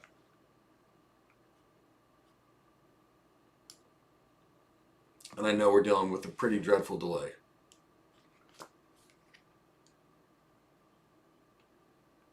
I will also tell you that BGP is probably the most complicated of all the routing protocols, and that's why very few of us work with it unless we're CCIEs. You guys are doing great then. It's clear. Oh, you know what? Balwinder, I'm happy. Derek, I'm so happy. William Wallace, wonderful. Alonzo, fantastic. Great job. I personally think setting up an aggregate route is a lot easier, Balwinder, but you know, it's all what you're used to. So let's say we didn't want to use weight because we're not on a router that supports weight. Let's say we want to use local preference. Prefer the path with the highest local preference. Guess what? We'll just change the local preference. Let's say we'll say local preference 200. Local preference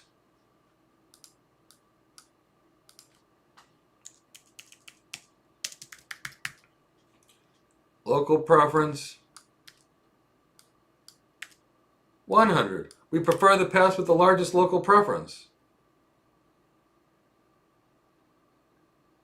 Oh, Maxim, that's a great question. I'll show you that in a second.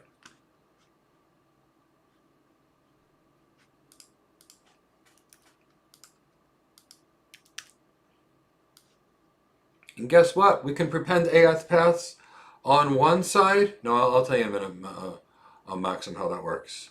Administrative distance is something totally different, but I'll cover you there in a second.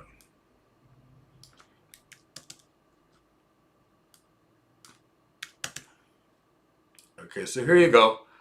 Here we're modifying the path in one direction. Whether you're modifying the weight, whether you're modifying the local preference, whether you're changing med, this is how you traffic engineer BGP. Now, Maxim asked an exceptionally good question. How does the router determine that the connection is lost? BGP peering sessions are a TCP port 179 connection. If the TCP connection goes down, the BGP neighbor is lost, and if the BGP neighbor is lost, with the routes and all the routes that are learned from it are withdrawn in the BGP update messages. On day one, where we talked about BGP message types, and I said that if a route becomes removed or lost, you removed it. But when a BGP session is torn down, It removes all the routes that are in the associated routing information base, and then BGP does a route recalculation. So what will ultimately happen is routes will get added, routes will get withdrawn. Remember, BGP is a dynamic routing protocol, so as soon as it learns about new things, it'll remove them. So as I talked about, the way load balancers use a health check where they say, are you there? Are you there? Are you there? BGP has a keep alive message over its neighbor relationship that says, are you there? Are you there? Are you there? And when keep alives are missed, the BGP session is torn down and all the routes are removed. So I hope I answered you that question there. Now, with regards to Mohammed asking about administrative distance is purely a Cisco thing. And administrative distance is as following. It's the believability of the route. How believable is the route? So Cisco routers have the ability for you to change administrative distance. Don't recommend it.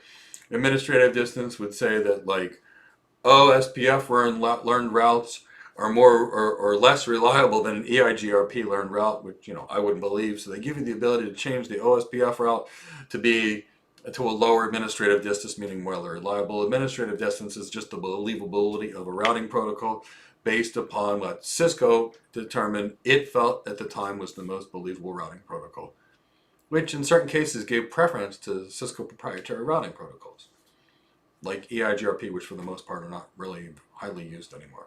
So that's how routers know these kind of things. So, way you can do it with local preference. And again, if you were doing with local preference, you have to do it on both sides. Of course, actually, you can manipulate the local preference on one side and modify the weight on another side, and it'll still work. It's really a matter of just choosing your BGP tuning option. Here's another option. So anytime you traverse a BGP, when you're using BGP, you're using an autonomous system. So let's say we make up something. 65512. This is a private AS number. 65513. So what'll happen when, and this is eBGP, and why is it eBGP? Because they're different autonomous system numbers.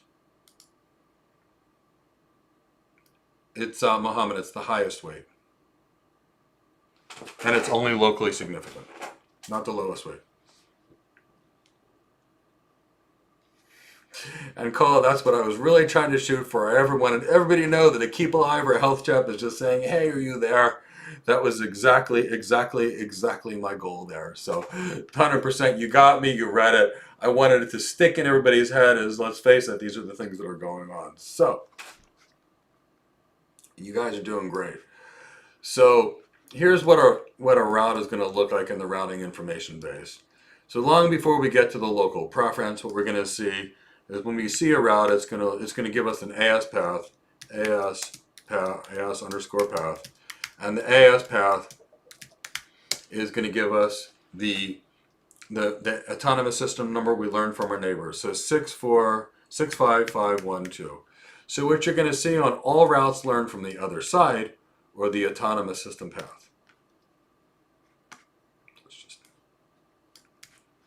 Right now, let's actually use the true autonomous system path. Now, let's go back to what we have going on the left. Not with regards to what we have on the right of this diagram. The right of this diagram, we know that the top link is going to be used for 10.0.0/24 because it's got the higher weight. We also know that the bottom link, the 10.1.0.0, is going to be used to reach the data center because of the higher weight. Because we can flip these things in multiple places. But now let's look over here. Let's look at the data center on the way to the cloud. Do we have two equal cost routes again going to the data center? We're learning two different routes, and they have the same autonomous path system numbers. We don't have a different weight. We don't have a different local preference. Do we have equal cost routes again towards the cloud, everybody? And if we have equal cost routes, what problem do we have? We're going to go I'll use both links and go out one path, come back the other path. Are you guys with me so far?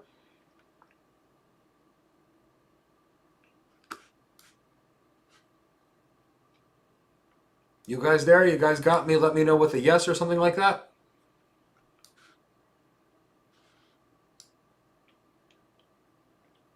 It's a dreadful delay here. I'm pretty sure of it. I understand that.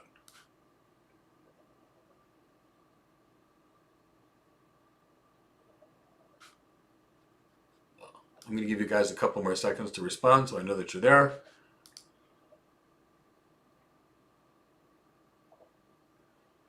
Yeah, and you guys can turn me into a meme of the health check guy over there, or the BGP guy. I don't mind. Any way you guys kind of know me is fine. All I really care about is that any time you spend with me, I make you better at the network, I make you better at the cloud, and I make you better in security, and I help you guys build great cloud architecture, cloud computing, or tech careers. What you guys call me beyond that is all by me. It's my whole goal and mission in life is to help people with their careers. So you guys got me. I'm super excited here. So now you see the challenge that we have. We've got equal cost paths. Same problem as before. Now, what could we do? What could we do here? Well, we've got to make one path preferable. So, prefer the path with the shortest number of autonomous systems hops. So, how do we make a route look ugly? We prepend or we add autonomous system hops. So let's add another 65512. Oops. Would help if I would actually be a good typer. 2, 5, you know, what have you. Got to get the autonomous system numbers right here. So right now, let's do this. 65512. So now what's going on here? Look at what we did over here. This is pretty cool. We now made one route look ugly up top and a different route look ugly on the bottom.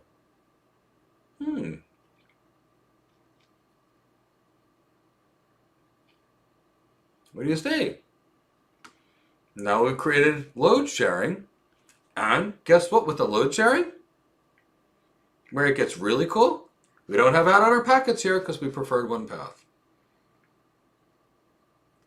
Now, there's some other things that are next, like origin code. We're not really going to be able to tune that. I mean, we could, but it would be complicated. See, that's coming from whether you learned a route from your EGP or your IGP. So the next thing that we're going to play with is the MED, or the multi-exit discriminator, or the metric of the route. So the next thing is BGP prefers the path with the lowest MED. So how do we do this? Quite simply, we just change MEDs. No big deal. And by the way, my cutting and pasting of spelling is a little on the challenging side. So exactly, Derek, we created an additional AS path and they're not equal. So now let's say we want to do it another way. Prefer the path with the lowest MED. MED 50. MED 100. MED 50. Oops, MED. Let's do this the other way. MED 100. MED 50. So, check this out. The top one has the lowest MED or metric for 172.16. So this link is going to be used to reach that subnet. This link will not be used because it's got a higher MED unless the link goes down, in which case then it's your only path. This one on the top, this 172, oops, let's make this 2.0. Let's make this 1.0. See, this is what happens when you do these things live and on the fly. You occasionally may not use your perfect typing. So, oh, actually, you know, sorry, this is 1.0. So, here, oh wait.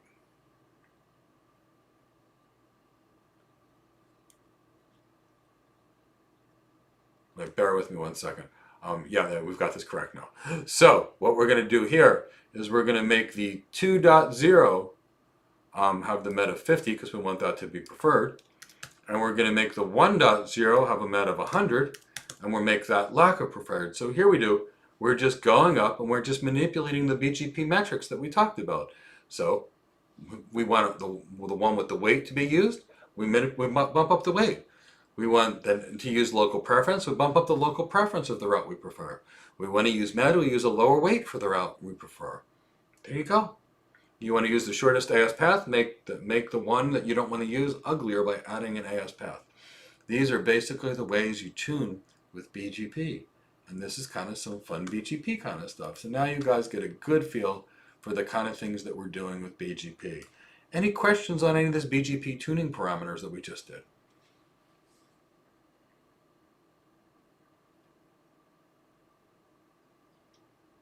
Any questions? Let me know if you've got any questions.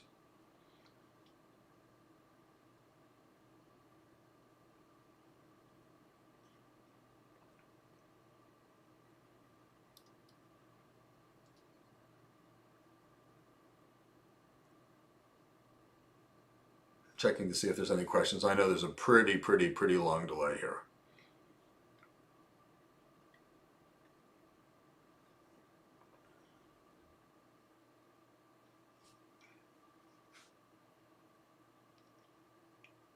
Just waiting to see. I know there's a delay.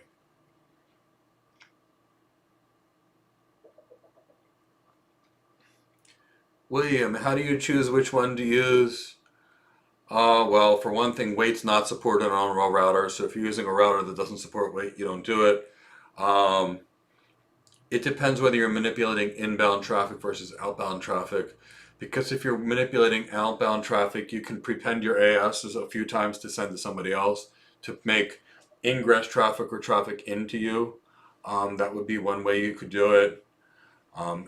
You might do something which we didn't talk about, which is called sending a community and then matching a policy.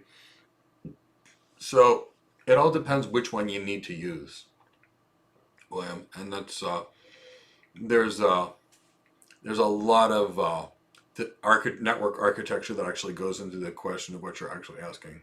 But realistically speaking, that's the concept. You can pick any one of these and they'll all work. But if you want to get really detailed, either we'll have to have a one-day BGP training one day, which, I might be willing to do, or read the book by Internet Routing Architectures, or be one of our students in our training program. Students in our training program get access to doing this kind of stuff a couple days per week in our architecture training courses. So I will do this to close out the day. If anybody has any questions about the kind of training that we do and they want to call us, here's the number of our office. Chris from my team has listed it already, but I want to make sure everyone accesses it. If anybody is interested in training with us in our Cloud Architect Career Development Program, which basically is how we train people to become cloud architects, there's the link of our training. I always like to include a coupon code whenever I can, so here's a 20% off coupon code. If there are any last minute questions for me, ask me now. Otherwise, I will see you tomorrow at 3 p.m. We will have a lot of fun doing some networking, the remaining networking components. And if you guys want to do some bonus content towards the end of the class and work some problems like this interactively, dynamically with me, you let me know by saying Cloud Architect below, and we're going to have a ball with it.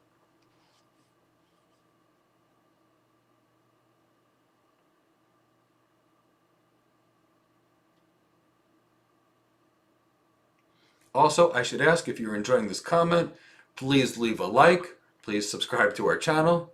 I'm trying to learn how to become a YouTuber, and since it's not actually me, and please feel free to share this content with anyone you think will be helped by it. So happy you stayed late, Derek, as well as all 40 some of you that did, or 45 of you that did. William, you have a wonderful night. Hand of God, what a nice name. Thrilled to have you here today, so thank you. Alonzo, always a pleasure in every way, shape, or form, every interaction.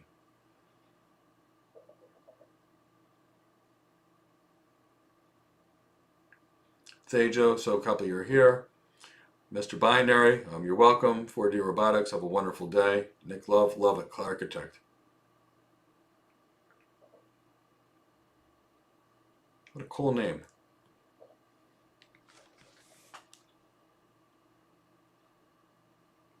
Maxim, so glad you were here, and thank you.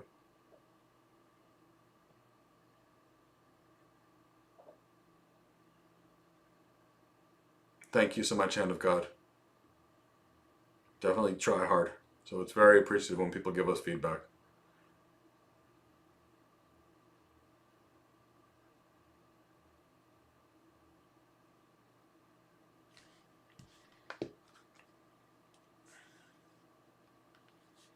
And so pleased to meet you, sir. Higher local preference, definitely. Higher weight, definitely. Is preferable for outgrowing. AS path, the shortest path, the better, absolutely. And med, prefer the lowest med for outgoing traffic. All these things are based on outgoing. Daryl, I've seen all kinds of great progress, and especially from you, some lots of exciting things. Call us. Thanks so much.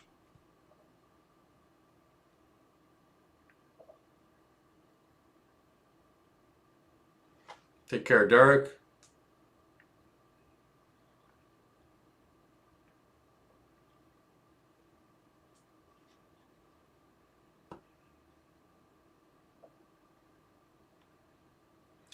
Okay, if you want us to make a thing on how to select virtual machines and network and performance, definitely we can make a YouTube video on that because that's a relatively large content, but we can do something like that. I'll have Chris from my team take that information down. We'll evaluate that, but that could be something we could do a good video on. Any other special requests for content or anything like that?